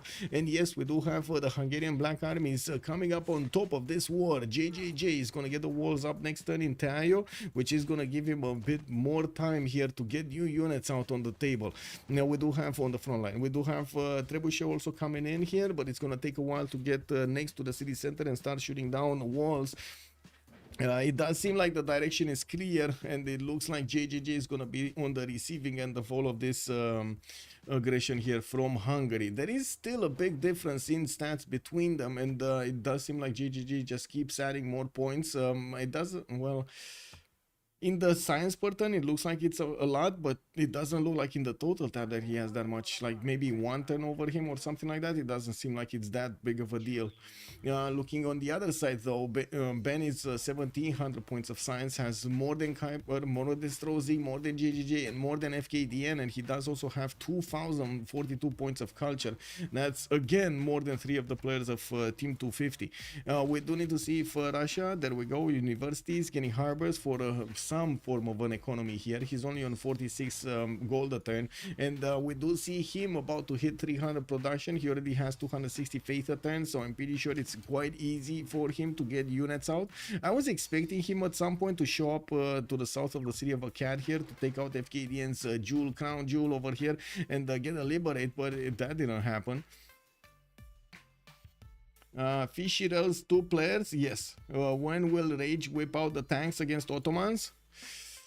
He's getting ready. He's getting ready. He's getting his encampments down, building the armories, getting to the military science and so on. And it does seem like he's just getting that science going to 133, 80 culture. Butters coming up in 1, going for industrialization, top 3 there. And it looks like the moment Kiber is going to need quite a bit more time to get to the same science level. Even, oh, wait a second. He's not free inquiry. He's actually pen brush. And what is this? India is giving up on the position. Mongolia is just taking him out. He wants to be safe, getting a settler in Kiber's territory. Is this Ottomans gonna carry late game? That's gonna be a bit of a question mark. Trooper Drinta spawn is much worse than JJJ. To be honest, I would say Aztec spawn is bad. It's not good. It's not good at all. I would actually argue Tryndaehre spawn was quite better than this because of how his rivers were. He had like an amazing capital bonus for his river adjacency, and the second city also. Yeah, I don't know. It's a big fan. When we Tryndaehre is getting boosted on everything, while JJ is the leader of the team. Yes, they both are fighting 2 players. Yes, but JJ is boosting. Tryndaehre isn't. Yes. Well, let's actually see the damage. Can he do the damage? Yes, he could actually keep doing the damage against the city of Tryndaehre, even with the 90 side. I'm pretty sure Hungary is gonna want to milk everything from these tiles and of course get that gold back to his own territory. We do have him with 645. No, that's not it. That's Mongolia. We do have Tryndaehre on 450. And I do have to point out, I was thinking that Newcastle upon Tyne is gonna be taken down, but it looks like we do have the Mongolian units more interested in pillaging, getting those rich things over there back to their territory rather than actually taking out cities. Not bad. Milking everything. 525 gold over here is saying something. He did need to slow down quite a bit actually his attack on Chandragupta. Unfortunately, it doesn't seem like he managed to actually pass against India's defenses. India did great work here to stop this attack. Unfortunately, he couldn't keep Delhi alive. I wonder if that city was 1 tile to the east, if it would have been better. I think so. Because then you couldn't get this tile easy. You couldn't get this tile that easy. Doesn't Sheffield just dies to shift enters next turn? Good question. I was thinking he's gonna do that with Newcastle and he didn't, so I'm reluctant to say that he's gonna do it with Sheffield. It's a pretty good city to take out, but at the same time I think he's gonna lose a lot of health on his units, and I don't think he's interested in losing that much. I mean, you know, fighting units and trading units, that's one thing, but just leaving them like this and attacking into city centers that will just heal anyway, it's not really good. It's not a good MO, is it? Yeah, we do have the Hungarian catapult about to take out those walls in leads, and I do notice England is getting new knights out. That should actually stabilize the defense. He has enough units to take out the swordsman of Hungary, levied from Nazca, and yes, I do notice the Mongolian Keshik can't really do anything here than just shoot some arrows and, well, pray. We do have England taking out another unit from Mongolia, and I do see Mongolia just keeps on pillaging. He keeps on pillaging. Another some 250 points have been acquired. Okay, let's see. Looks like Hungary started to lose steam. We do have Aztec using that extra production capability to push back these units of his opponent. At GGG on 310 points of production, while Tryndaehre is on 166. I don't see GGG having that much of a difference in science, and we're going to need to see if he's going to get to use it. First of all, he wants to get a general so he can get that bonus on his units also. The Hungarian Black Armies did manage to get overwhelming damage against his knights just because of those extra points. With new units coming around from Hungary cities, he's going to need to replenish the ones he lost on the front line, and unfortunately he didn't really have a resupply line be built here, but it's fine. It's going to need a bit more time anyway, and he wanted to pillage as many times as possible, so he's spending time. He's getting some popping some heals, getting some gold, stuff like that, you know, normal stuff. Making his nails, normal stuff. It's completed on Rome long ago. Did we see? Yeah, Rome did it. Rome did it. We do have him getting also industrial zone logistics projects. I do notice Newton also has been picked up by Russia. That means he's gonna have Newton and Hypatia bonuses. In the merchant screen, John Spilsbury is gonna be the next one, the toys one as we like to call them, and it looks like Ottomans will have that honor. 34 great merchant points at 10 for him. In the engineer screen, I do notice Rome had the opportunity to pick up the Great Writer, but he passed it. And now, I guess we're going to need to see what he's going to get next. He definitely wants the extra production towards wonders and engineers, for example, to build a Forbidden City faster. And, of course, padding those numbers of production here is going to help him deal the damage against Suleiman to the south. I am really... how to say, I have a big question mark that he's gonna manage to nail the timing for the tanks the good enough time so Ottomans doesn't get to react with his own tanks. I think Ottomans will have his own tanks here. It doesn't seem like he's gonna be that big of a production, but let me take a look at the total tab. Well, this tells us another story. It's 3,500 science versus 1,800 science. This is a totally different story. 33 technologies versus Kiber's 27 technologies. Rage is 7 technologies above. 6. Yeah, hard to count. Kick. 6 technologies above. Even if Kiber is managing to get that production number, 284, the science number, he's just not getting it. Anyway, England lost the defense in Leeds. It looks like also Mongolia did successfully pillage the other tiles of Sheffield. With Sheffield getting a knight out there, we will have him managing to push back these units. It does seem like England will also have a few units next to Newcastle upon Tyne that could go towards the south and finish off the Mongolian units. While we do need to see if Aztec is actually going to get hit here. You can imagine if Mongolia is going to start moving towards the west side, Aztec is going to be in a vulnerable spot. Unfortunately for both Mongolia and Hungary, they couldn't take out the city of Manchester, so the gold is being generated right here between them. We do have Kiber jumping up to 241 gold points with a GGG on 185. On the other side, we barely have them in the double digits, like 80s or 74, 30, 63 points of gold per turn. Not a lot, I gotta say. Does Rome have Halikarnassus? MD Chops, good evening, sir. Let me check.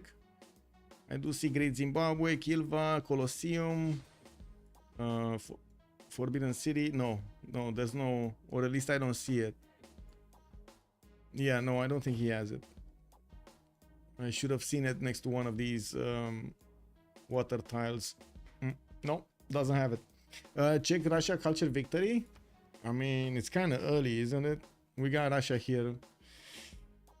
He only needs to get 45 points. And looking at Russia, give me a second. 43 tourism a turn.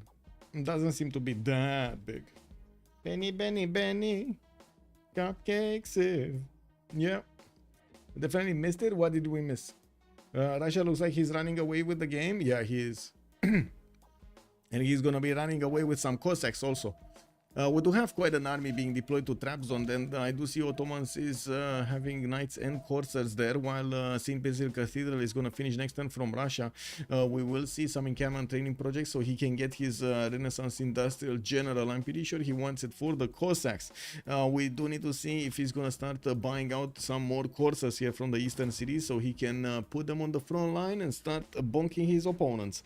Mongolia is still milking every bit of value here from the lands of England, and managing to, look at that, force him to rebuild most of his mines on the west side, not to mention the north of London. This has been just dramatic for StrokeZ, down to 184 points of production. He is actually quite low even versus Tryndaehre or TaskForceFish. Can you imagine TaskForceFish 211 points of production, more than StrokeZ? Hussars, we got Hussars. Okay. Now these are gonna be stronger, definitely stronger than the knights, than the coursers, than everything. Okay, he's getting them back. Unfortunately, he didn't have something to upgrade them there close to, and he couldn't really take the city of Tayo away from Aztec. Looking at Aztec here, we do have JJJ. Oh my god, he's going top 3. He's actually going top 3. He's gridding this out, guys. He's gridding this out. Rome got Zimbabwe, man. Mongolia and Hungary are letting Rome and Russia freeze him. Yeah, they're letting them do whatever they want here, and I'm pretty sure this is gonna come back and haunt them. With the production capabilities of Rome about to explode, he's gonna get his industrialization soon. He also has quite a few granaries coming along from the extra housing, and of course the food. While I do see him padding those culture points, he's still in a free inquiry golden age, and we don't have that many more turns in this era. We're only gonna have 7 more in this, and then we're gonna get into another one. Is he gonna still be golden? I don't know, but the question, the certain thing is he's not gonna have a free inquiry or a Pembrasian voice anymore. Does Rome have? I did answer that. Let me actually double check on YouTube over here. You know, by the way, about this with the YouTube chat and everything, it's so funny to me and sad at the same time, because I kick myself every time this happens. Like, I try to watch both chats at the same time, like having them displayed on my left screen, but I do need to like switch between windows, and sometimes just some chats are well, disappearing.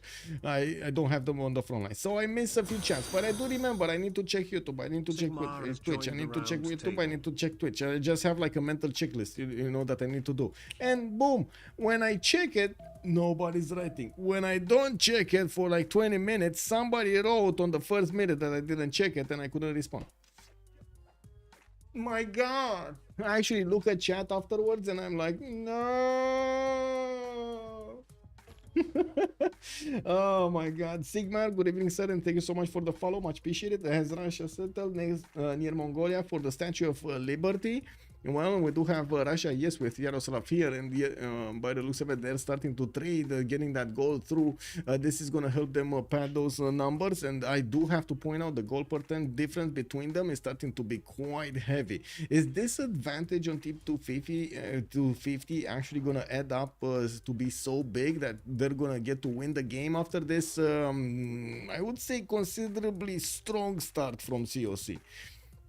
We do have the next attack from Hungary that is going to go through Aztec territory here with his Hussars, and the moment JJJ is greeting that top 3, going for the... Oh, wait a second, he came back.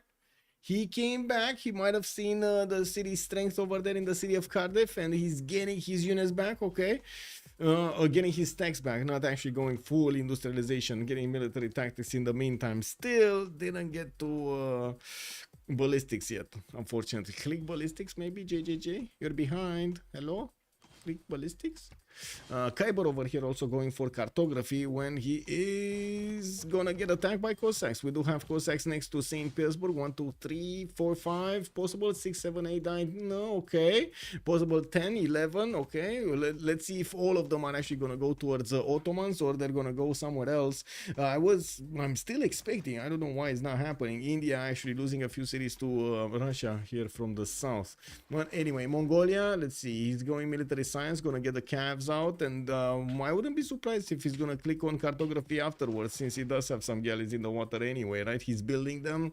You don't really build boats to just take a look at them. I mean, they're shiny and good, they give you a good time if you actually go swimming, but come on, man, you don't really build them for that, right? Nobody builds them for that. Sometimes I just mostly listen while at work. Yeah, makes sense. Yep. Yeah, I'm not gonna lie, like that, the whole feeling, the whole experience feels like Murphy's Law. You know, like anything bad can happen, it will happen, or something like that. Is that a Golden Gate spot? Pelikanav? Which one?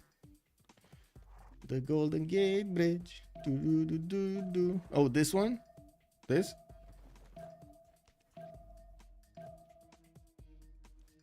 Isn't there a way to get a notification when you get a new chat message on YouTube? That would be interesting. I don't know if there is a way. I didn't see a button like pinging or something, and it's not like it has actually see reactions, timestamps, moderation. Okay, timestamps. Okay, that's good. I didn't see the timestamps. Participant moderation activity. No, No, I don't see a ping or turn audio or something. Yeah, you build the biggest boats to flex on the biggest opponents. No other reason. Modo knows. He knows. It probably isn't because I think the other side is a city center. Okay. Okay, let's see. We do have England getting quite a few knights towards the north. He kind of stabilized. Okay, there are no more units here from Mongolia, and that should be fine. Mongolia just got a few knights here in the city of Hotel and is building up his infrastructure for the next part of the game. He's still on 133 science with 39 culture, still in a free inquiry golden age. And yes, I do notice 6 more turns until the next World Congress. Getting terracotta army in the city of Bravo, while he already had level 1 spies here are gonna turn into level 2s, and that extra damage is gonna be very good, very strong. I'm expecting him to put at least a spy in India's territory. Very surprised that he didn't actually want to put a spy in India's territory. I'm very surprised about this. With Rage on 322 science and Kiber only on 205, you can imagine Rage will have the advantage of getting to whatever technology he wants. Industrialization coming up next turn, while Kiber is going to be on metal casting next turn. Looks like also James of St. George is appearing in the city of Aquilea to get the walls up, but the Forbidden City at the moment is not getting built by an engineer. He did get Imhotep and Isodor, so where are they and why? Oh, I see. It's in the city of Rome. Both of them are actually in the city of Rome. It's only James of St. George here in Aquilea. Okay, so he got 2 of them. That's gonna help him improve the production towards Forbidden City, and of course get whatever other wonder he wants. He has Great Zimbabwe coming up from Arpino, and looking at his stats here, he's 429 points of production, 131 points more, 32 more points than Kiber here. 31, I said. We do have campuses siege projects and theater square projects from Russia, moving all of his army towards the Ottomans here. These Cossacks are going to do significant damage against the Ottomans courses, while Ottomans will need a few turns to actually get to his cuirassiers to fend this off. And it's a bit of a question mark if he will be able to fend off attacks with the cuirassiers. There are a lot of Cossacks, but they're going exactly against the bastion of Ottomans, against the strongest defense here, instead of trying to poke around it. Oh well, we'll see what Ben is gonna do. I'm pretty sure he's not just gonna mindlessly push into Ottomans defenses in trap zone when he's gonna see those are benefiting from Governor Victor bonuses. West side, England, getting the benefits of, reaping the benefits of all of this refertilized land here. I do see he's getting another wave of units and new builders coming around from him. We do have Kiber 3 turns out from ballistic, so he's not going to be far off. And the action has started. We do have the Hussars getting next to the borders of Aztec. Aztec is being caught with his pants down and doesn't have enough units to improve here. And he doesn't have the tech. His military science in 2 turns and nationalism in 3. He was greeting out industrialization, and it looks like Hungary came out to slap. We got Aztec here about to lose his frontline units, and then it's just gonna be Hussars running everywhere.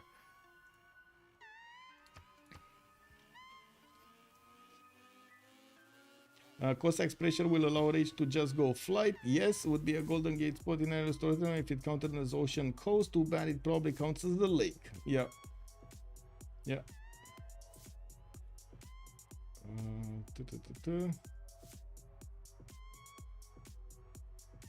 Well,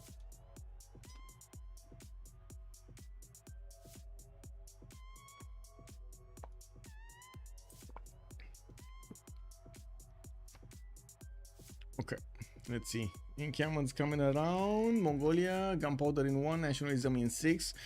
He didn't get to calf technology, didn't upgrade, promote his horses yet. He still has the button for the Corsairs cake. Finishing his military academies, and next turn gonna get that terracotta army. Has a 3rd spy deployed in Alpha, and we're gonna probably see that going to India's territory. Hopefully. Hungary in his main cities is also trying to get a bit more culture out with new theater squares being built. Tryndaehre did get over 100 science in a Pan-Russian voice golden age with 103 culture, but still very far away from his neighbor here, JJJ, which is on 209, but is in a free inquiry golden age. The production difference between them is quite dramatic, but still Hungary does manage to push through the Aztec defenses. The what? Nuke the lake. The who? Nuke the lake. The what? Nuke the lake. How many techs is Rage up? He was 6 last time. Let's actually take a look here. It's 36 versus 31. 5. It's 5. All of them. Oh man. All of them. Oh no.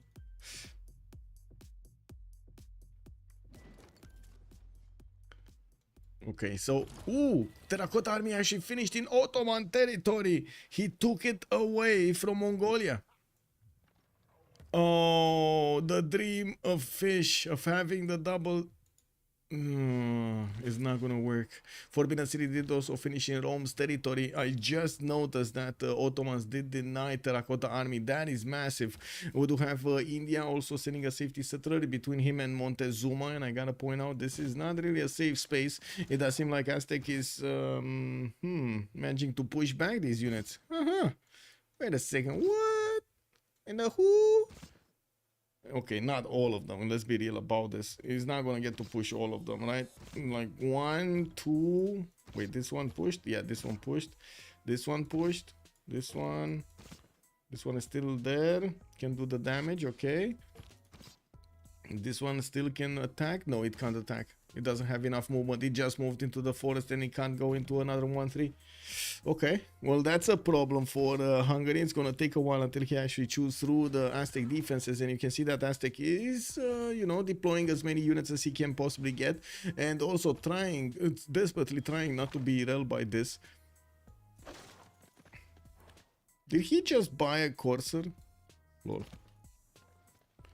No.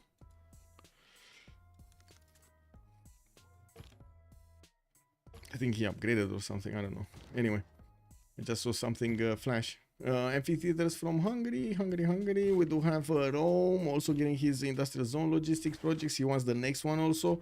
Looks like Filippo Brunelleschi is gonna be here and he wants to deny it from Ottomans. Of course, getting that bonus is gonna be good. Factories in Antium. We do have new builders on the west side, and yes, in the south doesn't really seem to have that big of a military. We do have the Cossacks appearing on the borders of Ottomans, and well, we're going to see quite a few of them deployed to Edirne. He's going to need to get around the city of Trabzon. That's where the big fight is. That's where Governor Victor is deployed basically, and where the Cossacks will need to do the most damage. Well, I'm pretty sure he's going to try to go Edirne. He's going to try to go Cezayir, and these units are going to follow him. There are a significant number of Cossacks to the south of Trabzon, just passing next to it and going into the main cities of Ottomans. New units from Mongolia going to scavenge a little bit next to English territory. He's sending one of his Kesheks on the front line to actually do some damage. He does have the +6 on opponent's movements, and StrokeZ here is lashing out with one of his. There is a level 2 spy deployed in Sheffield, and we're going to need to see if the fish is going to manage to do enough damage. Hungarian line infantries did get upgraded in Nazca. Those are levied units from that city-state. Doesn't seem like this is gonna be a strong enough army to do anything here. Like maybe like keep England on his toes, but that's about it. Finally, England is rebuilding his territory, encampments, libraries getting built there, and looking at their score. Let's actually take a quick peek while we're watching this. Looks like Aztec did upgrade what he needed to upgrade, and the Hungarian attack is over. That's it, over and done. He needs to get out of there because these hussars are just gonna die. We do have Tryndaehre getting mental casting in 3 turns, and he's still on 108 science and 105 culture. That just, these attacks did slow him down also quite a bit. And he's rising up through the ranks. Let's see what he's gonna do next. Okay, still no movement here, no new units appearing on the front line from Mongolia. Neither is he deploying that many to the west side. We do have Rome still seeming away, finishing his industrialization, now going towards the labs. 486 points of production and 355 points of science. Well, I gotta point out, Kiber here is 215 points of science, but he is in a pen, brush, and voice golden age. That science is good. That is live science. Why not flank with that unit? Which one? Other than Liege, Tryndaehre is the last person I want on my borders. Kick W. He can break through with the Cora play. The Cossacks, you mean? Yeah. Scumbag hand, hello there, sir. Look at all of the traders incoming. Yes. Rage is still quite ahead. Yes. It doesn't seem like they have an answer for Rage. Maybe they have an answer for like Mongolia. Maybe they have an answer for StrokeZ. For Tryndaehre. And even for Russia to deny the culture victory. But Rage is, yeah, he's just being left alone here. And he keeps on getting what he needs to be getting. Yeah, they're making a good comeback. Well, they're trying to make a good comeback. I wouldn't call it a big comeback. Looks like Cupcake is calling out this calling up next to the Aztec units, and it looks like these Hussars are gonna start doing quite a bit more damage. Is it gonna be enough though? It does not seem that it's gonna be enough, especially when these calves of Aztec are staying in his borders. They're popping the heals and getting the health back. Did Ottoman miss a second golden? No, he spent Russian voice. Yeah. And looking at the golden ages, because we're about to jump into the next one anyway. I do see Daniel going dark, Kiber going dark, GGG going dark, StrokeZ is gonna be golden, Fish going dark, Ben might actually be, he should get a golden. He's 104 out of 105, and I'm pretty sure he can get a point from somewhere. Like leaving a city state or something, anything, just get a point. Maybe a boat. Tryndaehre will make it to the golden age. 96 out of 95, still needs a lot more science. Frinkuri golden age for Trajan also is gonna go away, and he is gonna not be in a golden age. He's 100 out of 110. He's getting his Cossack cores here, and looking at the damage counter against these Cuirassier cores, they do manage to punch through it. They're not going there though. Where are they going? Are they actually going east? Wow. They're going far away? Far away. Okay. Well, I think Russia should have built a lot more Cossacks. A lot more Cossacks. I also do notice they both started to work words of religion here for the extra +4. Mongolia, ballistics in 3, nationalism in 3. Doesn't seem like he's getting cartography anytime soon, but he's gonna get the universities for extra science, and he's 147 next to Daniel 62 and 93. You do have Daniel getting a spy out from Pana. We're gonna need to see what he's gonna use it for. Golden on Ben is very important. Gold situation should look way better after era rolls. Thank you so much for the follow, Shredder. Much appreciated, sir. Shredder has joined the round table. Yeah. I can't even remember which one. I just remember someone pulling a unit back, and that seemed it was able to put a pincer unit. Okay. Tarek Legris, good evening, sir. What is the Civ6? Basically a very bad mistake. We have I think we got a wait.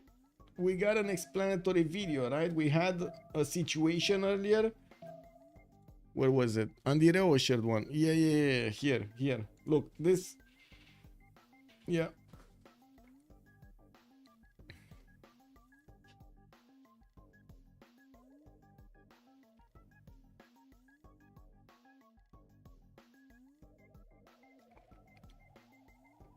Wow, my Discord crashed. Oops.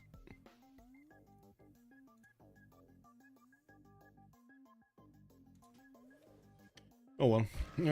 Looks like Mongolia just getting a few more points of experience here, attacking into India's units, but not really managing to get a new army out. He's trying to sim here. We do see TaskForceFish is shy of 100 science. We're gonna have a pause of 2 minutes in 2 minutes, and we're gonna need to see what they're gonna do in the next Congress. While Mongolia is putting more pressure on these units of England, it does seem like England will manage to push him back, and that shouldn't be that big of an issue. We do have ballistics also activated for StrokeZ. He's going to benefit from field cannons, which are certainly going to be stronger than these units of Mongolia. While on the other side, it does seem like the moment India is building more units, but Mongolia doesn't have that many to do with. Russia moving to the east side here, quite a few of these Cossacks are gonna go towards the Ottomans borders, and yes, they're getting discovered by that scout. Really? Lol. With pleasure, sir. Are we only counting Leeds as Civ6 so far? What about Ottomans missing Mongolian settler? No, wait, Genghis. It's not Leeds that we're counting as a Civ6. It is the Ottoman Mongolian settler. Yeah, that's the one. Leeds was not voted in. Yeah.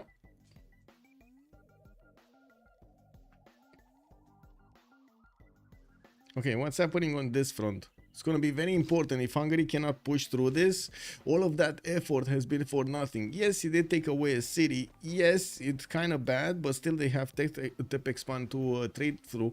And, well, we're going to need to see if he gets there. Hungary does have a Hussar Corps that did manage to do the damage against the camp, defending it. And you can see that at the moment he will have promotion. We do notice that Hungary is getting a wave of campuses, needs to actually get as many as possible because he's kind of low in science. 141, just not that big. JJJ is 214 and he is in a dark age. Yeah, we did have golden, normal. Rage did go into a normal age, unfortunately. Well, just not enough. Reform the coinage on COC, and looking at the gold, it's more than fine. 111, 140, 191, that's more than fine. Let me finish this.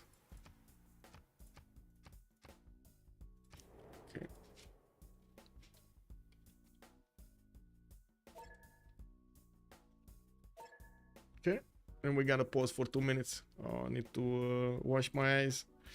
Wash my eyes. Be right back. Russia is golden.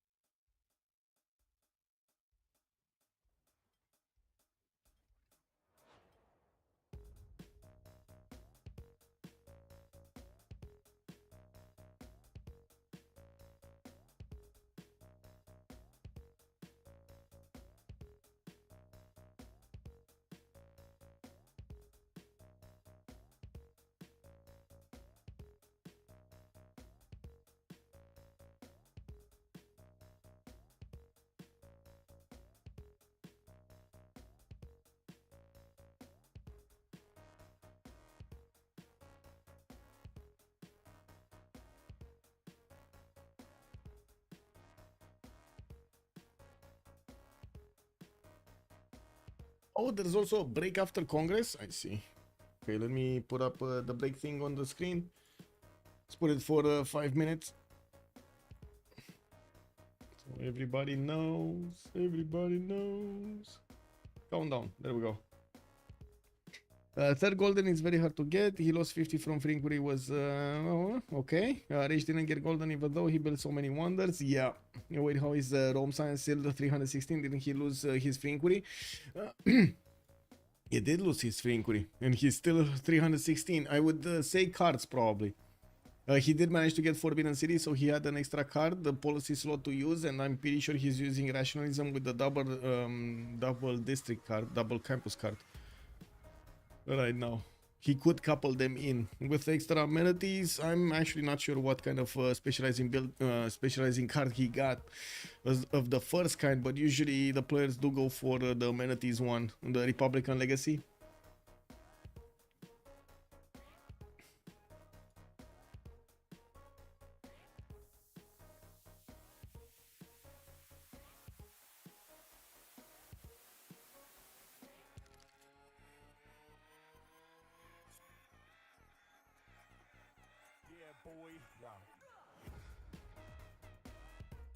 Leeds would have been a Civ6 if it got conquered. Yes, Pelikanov. Yes, 100%.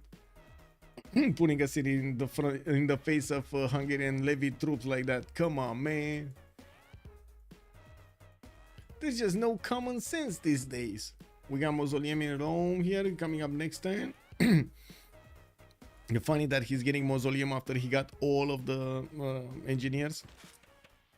Well, he still has Filippo and he still has Isodor, so both of them are gonna get an action. Very good. A builder charge. Oxford University looks like it's gonna be the one built by him. He's gonna get a wave, an influx of science there. Very nice.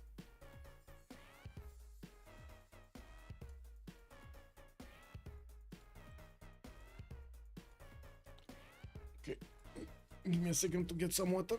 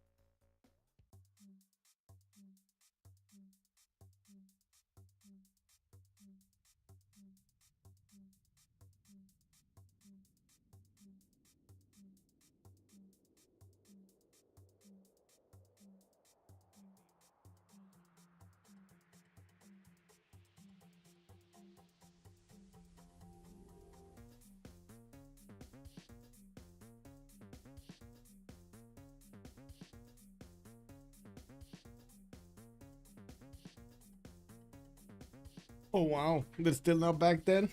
Okay, okay.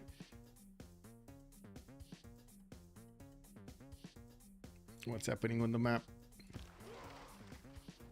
Okay, we got quite a bit of quite a few saves going for ballistics. So TaskForceFish, Ben, and Tryndaehre. Looking at Russia here, he did manage to get 266 faith per turn with 79 tourism. It's not that big, but now he's getting more of these theater squares, and I do see him building up knights.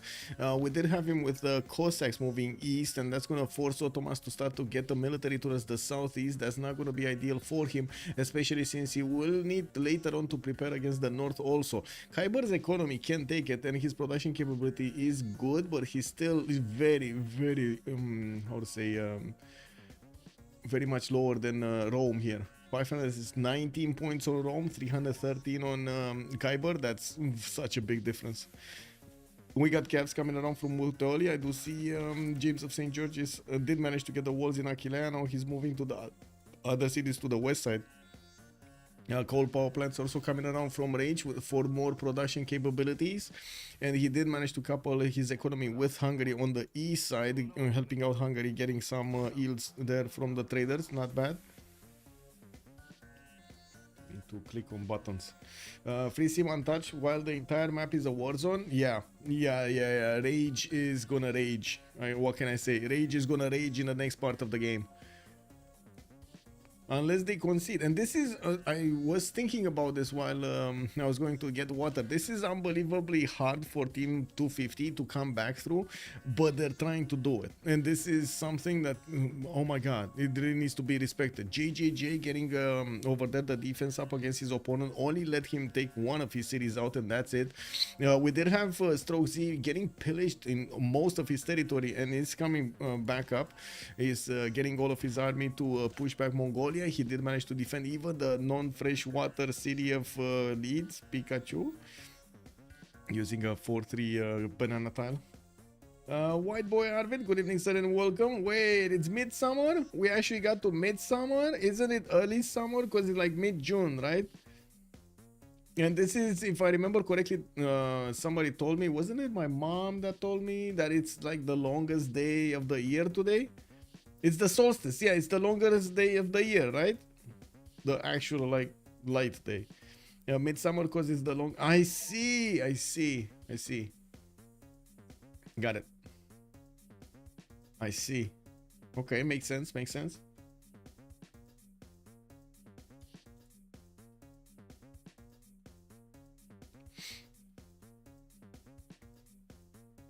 Let me actually click off this countdown because, well, we're gonna need to see when it's gonna start. You know what else is the longest? I'm pretty sure Cupcake is gonna tell us. Display break, the Nile, the universe, the Amazon River, okay, the Great Wall, yeah.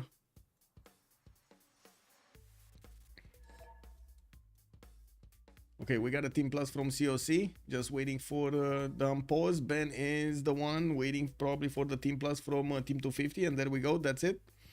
Who is winning? That's a good question. It kind of looks like COC has the advantage here, but we're waiting to see if Team 250 can come back with Kiber and JJJ getting quite strong. We do have StrokeZ putting up the defense against the culture victory, and well, we do see Rage does have a significant boost in science, and also you see Russia on 273 science and 133 culture. This kind of means he didn't focus his culture victory that much. He actually went for a lot more science, wants to get those techs going, and it does seem like he's starting to get his military engineers to build the infrastructure. Where is he going with the infrastructure? That's what I want to know. It looks like this is going to be war Russia and not culture victory Russia. Said that I missed the Suleiman game. No problem. We got another one here. Look at that. We got Suleiman ready to go. Pretty sure Ben can roll England quite easily. I don't know about Ottomans. Yeah. That's probably what he's going to do, because I do see the military engineers going left. So he's building the infrastructure left. Yeah. It's getting the supply lines to the city of Venice and probably further towards the city of Liverpool. He's so behind on science. If Suleiman went free inquiry, probably would have been more competitive. I mean, he's yeah. I mean, versus Rage, he's like half science. Wow. He actually almost got to the half science point. Like Kiber is getting square rigging, and Rage is going back to ballistic, so he's gonna get still. Oh, he's gonna get so quickly to tanks. He's gonna be so fast. We got the engineers also about to put their works in Oxford. He did get the mausoleum, so he has those extra charges activated here. Isodor, for example, 2, Filippo 2, and of course he's gonna have James of St. George here with an extra wall capacity, because why not? And I think in this case, Pen Russian Voice would have been, it was good on Kiber, don't get me wrong, and he had good science. I wouldn't say that science number was bad. Okay, he didn't have 300 science, but he had good science. If you're full free sim, it would be better. Okay. He lost 50 from freeing. Okay, they think Pen Russian Voice is better. Yeah, and that's my big beef with 250. Oh, wow. Okay, there's actually a beef between you. Okay, what were Congress results missed it? Thank you for reminding me. Not growing via culture, Peter. Don't think he cares about that. A 50% discount on coal power plants. This is gonna help out actually everybody except Rome, because he already built them. Peter loses 2 Diplo victory points, even though he did manage to get Mahabodhi Temple. It doesn't seem like he did manage to roll this Congress. I guess it's fine. Again, I don't think Russia was planning on getting the Diplo victory. We do have Russia's units about to enter the Ottoman borders. His Cossacks are gonna start pillaging if they do manage to find unescorted mines, or undefended mines, I should say. We do have some Cav corps from Ottomans, and I do see Cuirassier corps from him also. He's getting them relatively quickly from his cities, and it does seem like these Russian Cossack corps are not actually gonna do that much. I do have to point out Suleiman's economy is only 190 gold. Would have expected a lot more from him. We do have him in a dark age, so no reform the coinage. We do have him also with 314 points of production, and he's starting to build up his workshop count here in his industrial zones. In the north, we do have only 2 turns for Oxford University to finish. I do notice Great Zimbabwe has finished, and Rome is gonna get those 3 routes going. We do have archaeologists also coming up from Ravenna, and Mimar Sinan is a great engineer, because why not? He's building the Big Ben in the city of Antium, which is gonna get the support help of Isodor there. Looking at Mongolia's wants and needs, he's getting a lot more universities out, and I do see the fish is barely scratching over 100 science, but still in the triple digits. That's good. Hey man, thank you so much for the prime. Bonsoir monsieur, bienvenue. Merci beaucoup pour le prime, pour le 5 mon. Wait, is that? Did I say correctly month? Mon? Oh, anyway, I'm sorry if I didn't. Double Big Ben.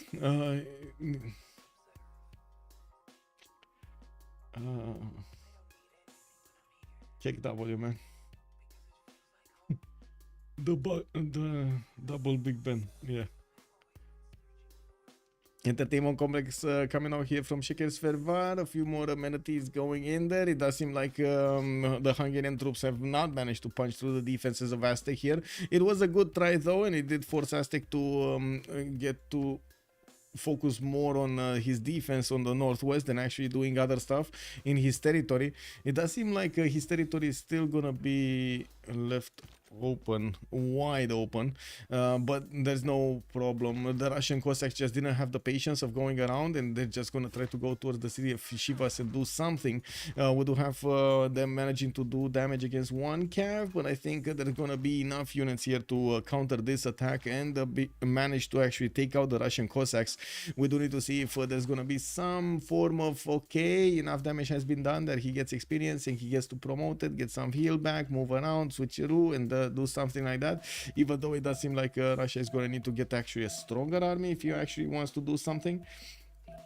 Loros, good evening, sir. Yep, thank you. Merci beaucoup. Pour les 5 months. Yeah, a month. Exactly, MD Chops. Good evening, sir. Yes. Okay. English troops are pushing back the Mongolian ones, and it looks like the Hungarian troops are managing to go into a wall of cuirassiers. They're not doing anything here. I didn't see Hungary managing to seize another city-state, but I do see now Auckland has been a seize here, while okay, it's in between India and Rome. It doesn't seem like it's doing that much. It only has like a line infantry and a crossbow. That's not enough to actually do damage against India. India has not felt the pressure of Mongolia for some time. Mongolia just got a skeleton army to defend himself on the east side, and kept on building stuff for other directions. Now he built his infrastructure. He got his production to 300, and TaskForceFish is starting to hard build his cuirassier core count. We're going to need to see if that's going to be the unit to break India's defense.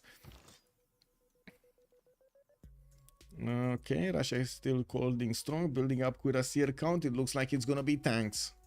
It looks like it's gonna be tanks. We got Rage refining in 1 turn. He's gonna get steel soon, and I do see him getting water packs from Ravenna barracks, so he can quickly go to military academies and build straight up armies.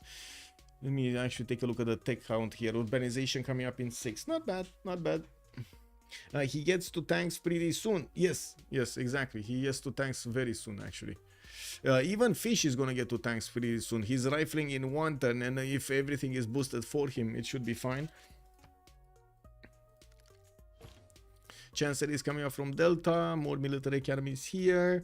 In Hungarian land, in Gammon training projects, and the knights are coming around from his cities. He's getting quite a few heavy chariots, and it looks like he's also gonna go towards mass production. I would imagine he's gonna go his own tanks here against Aztec. Aztec didn't manage to get quite a bit of damage from his Luxus. Only 4 per luxury attack damage, just not enough.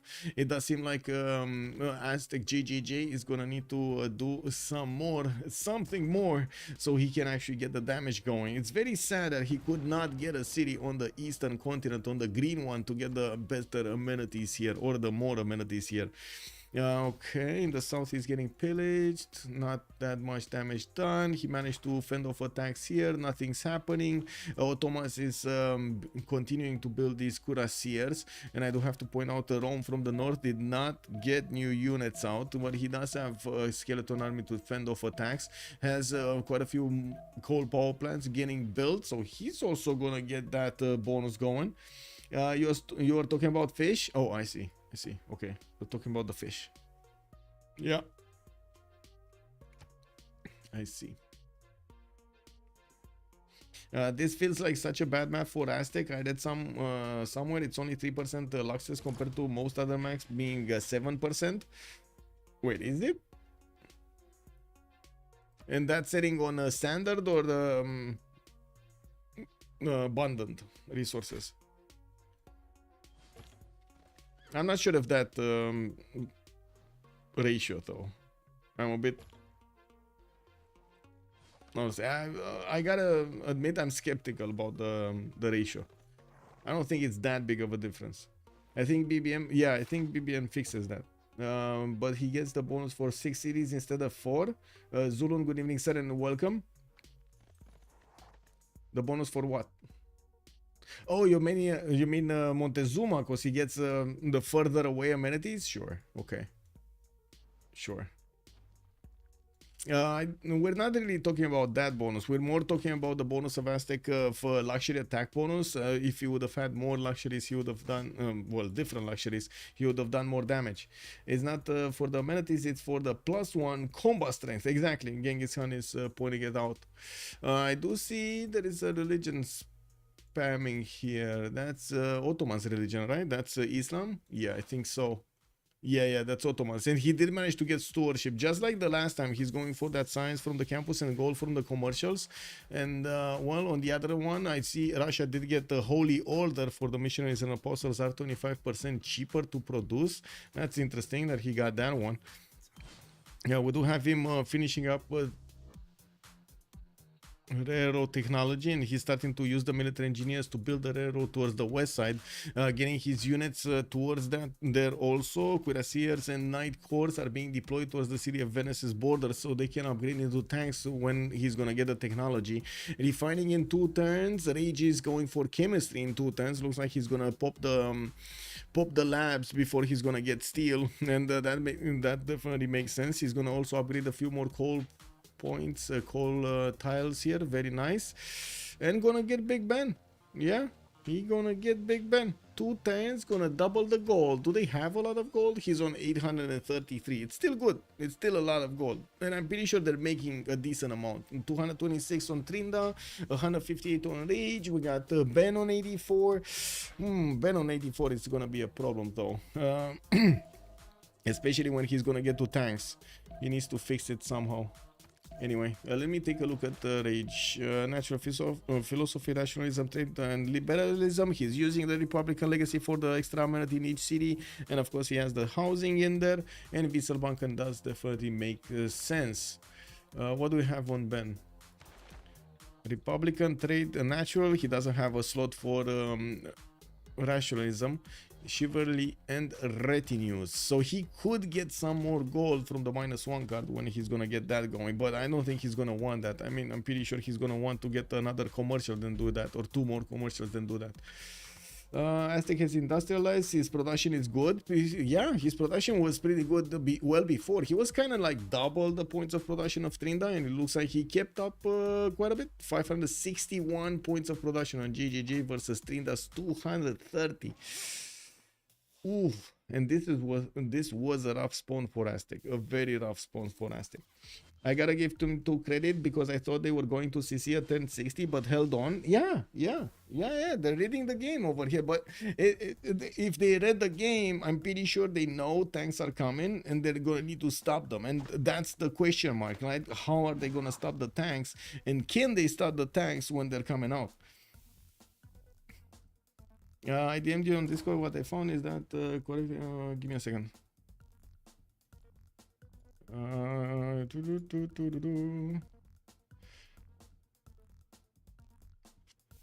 To be honest, I don't know.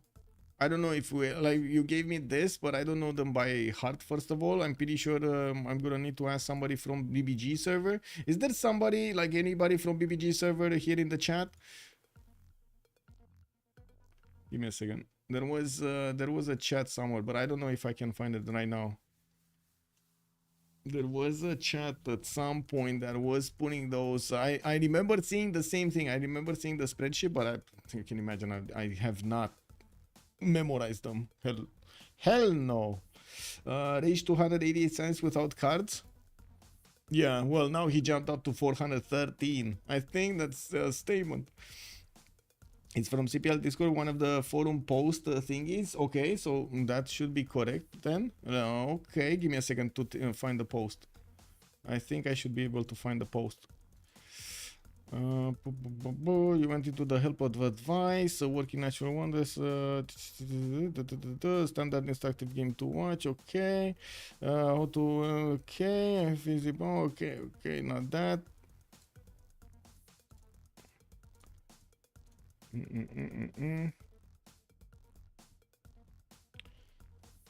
Anyway, so if it's from there and it's from BBG, it's probably correct. That's all I can say. You gotta be careful if it's a BBG or non-BBG. So I didn't see if that actually is explicitly different. Does it say? 2 or better, coastal type, floodplains, hills, resources, luxuries, land. Okay. Okay.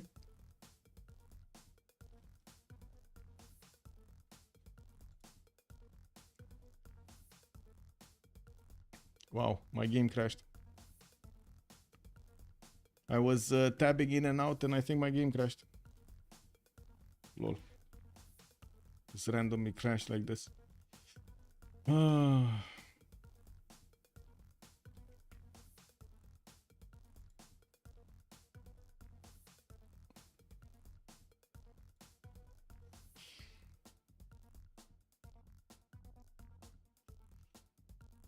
Yeah. Oh wow, not only my game crashed, like it took it even took Steam with it.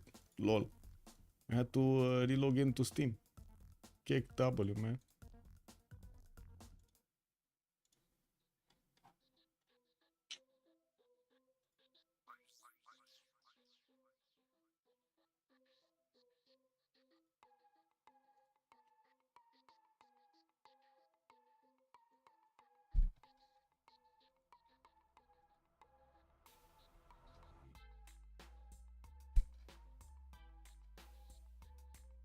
Why is it not starting? Okay, now it's starting.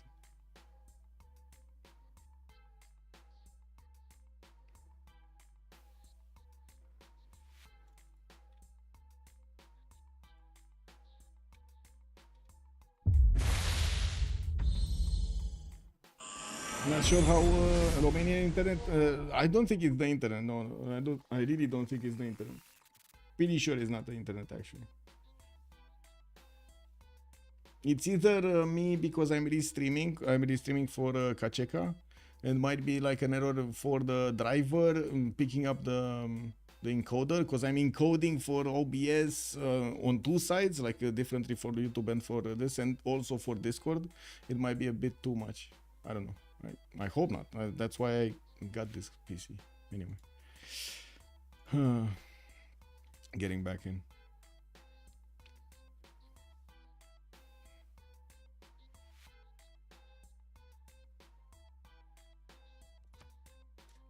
I'm so sorry for this. I'm so sorry for this.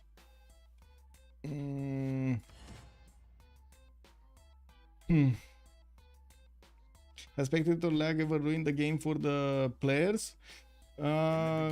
Yes, it did, but depends on how do you mean ruin the game, as in had multiple disconnects, like an insane amount of disconnects. We did have that happen, yes. Green Ghost, hello there, sir, and good evening. Also a kid, I see. You see, we see you just fine on Steam. Well, yeah, now.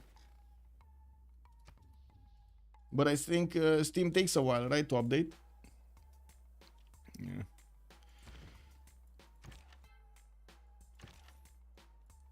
Yeah, I know, DBZly, but I still feel bad. Like, even if they're out of my control, I still feel bad that I couldn't have that control. I couldn't stop it, even if I could. Anyway, I couldn't stop it. Oh! Though its face may change throughout the ages, history is written from the hand of the victor. Wow. Well, we got a winner. We got a winner. This day, Linda, do you think the fan of not all players? Yes, 100%. If not all players have BSM, it will cause crashes to somebody. It's either me or somebody in the game. It will cause crashes. We got a winner. Unbelievable. And I mean, we got right back in time. It looks like we had a GG being called out by Ben. Wait, was that? Wait a second. Did they actually GG while I was disconnected? Kick W. Let me actually ask them. Did I?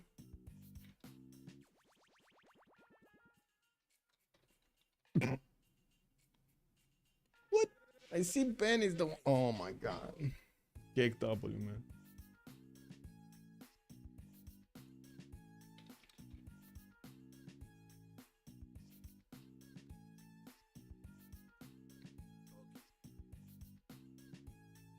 Okay, what are they?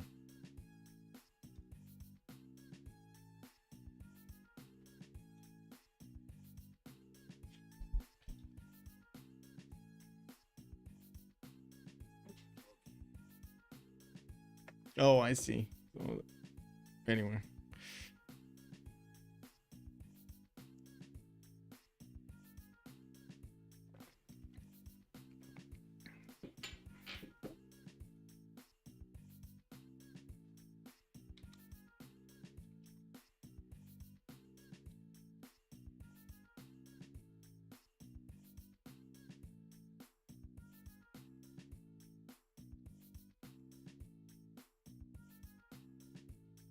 Let's see the post-game chat. Do we have the post-game chat? I don't see them in the debrief. Wow, that was a fast... that was a fast report. Fastest report in the West over here. Fish actually got the report going. Oh, wow. Okay. 2.5, I think, CC. The last message here is from Benjamin, from Ben. And then I see Daniel disconnecting. But I think it is 2.5 that CC'd. I don't think... I'm pretty sure COC had a very strong position here. Yeah. Wait, no. Ben didn't CC. What? No. They didn't CC. No, not COC. The other ones. Team 250. I don't know. I mean, you see what I see. Usually. You see what I see, right? I don't see them coming up. Let me see if they're in their... yeah, they're in their channels. Well, sorry. COC is in their channels. Team 250 is not in their channels. I think they left. Okay, so I guess we're not gonna have a post-game chat. It is what it is. Go to Russia's territory. Nemesis, welcome back, sir. Wait a second. Didn't you go to sleep? What are you still doing here? What?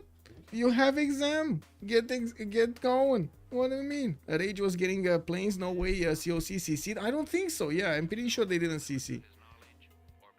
I'm pretty sure it was the other way. Oh, wait. I actually get to see them. Woo! They got into the post game chat. Putting headphones in.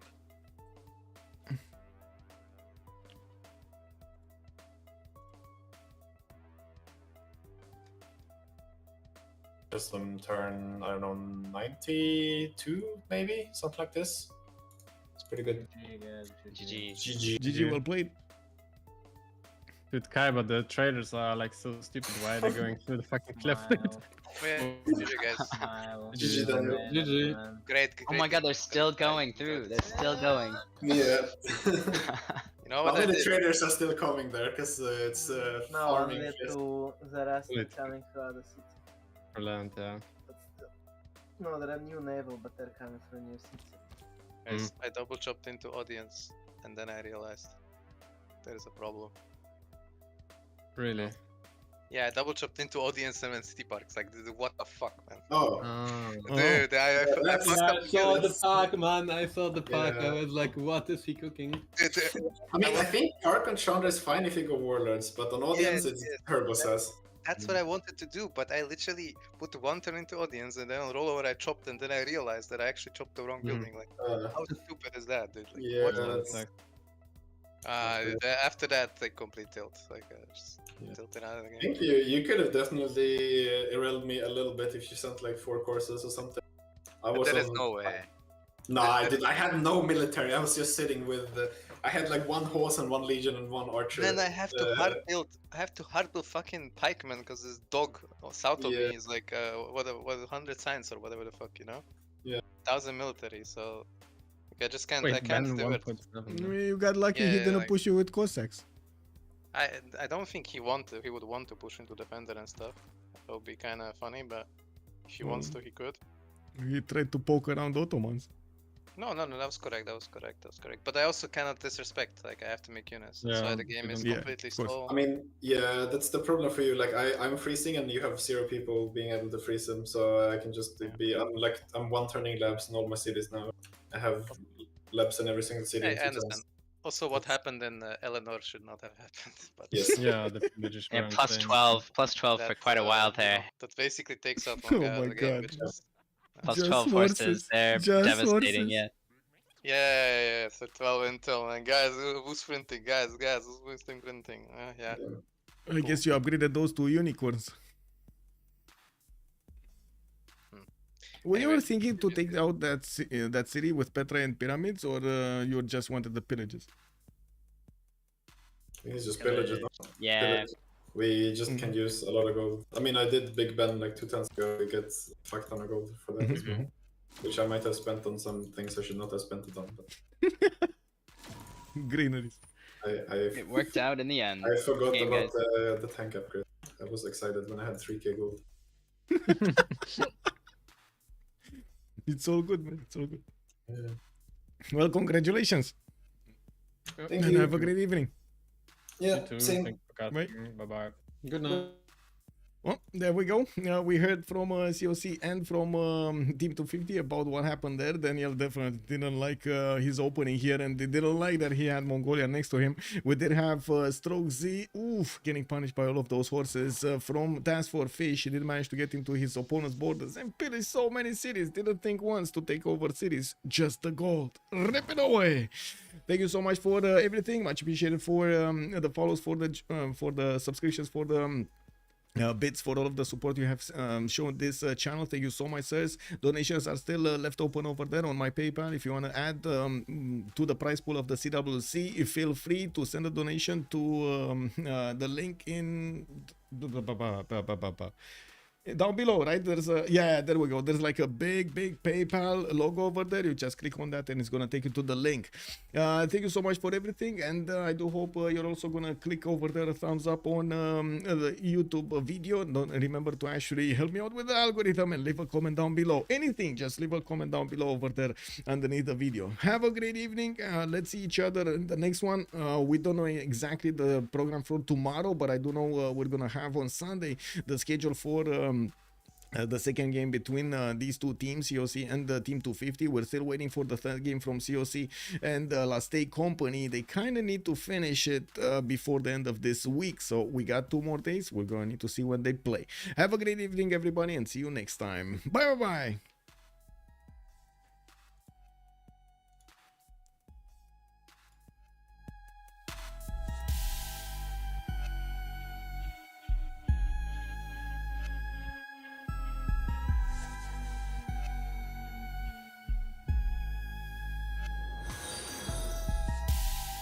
Leorus has joined the round table.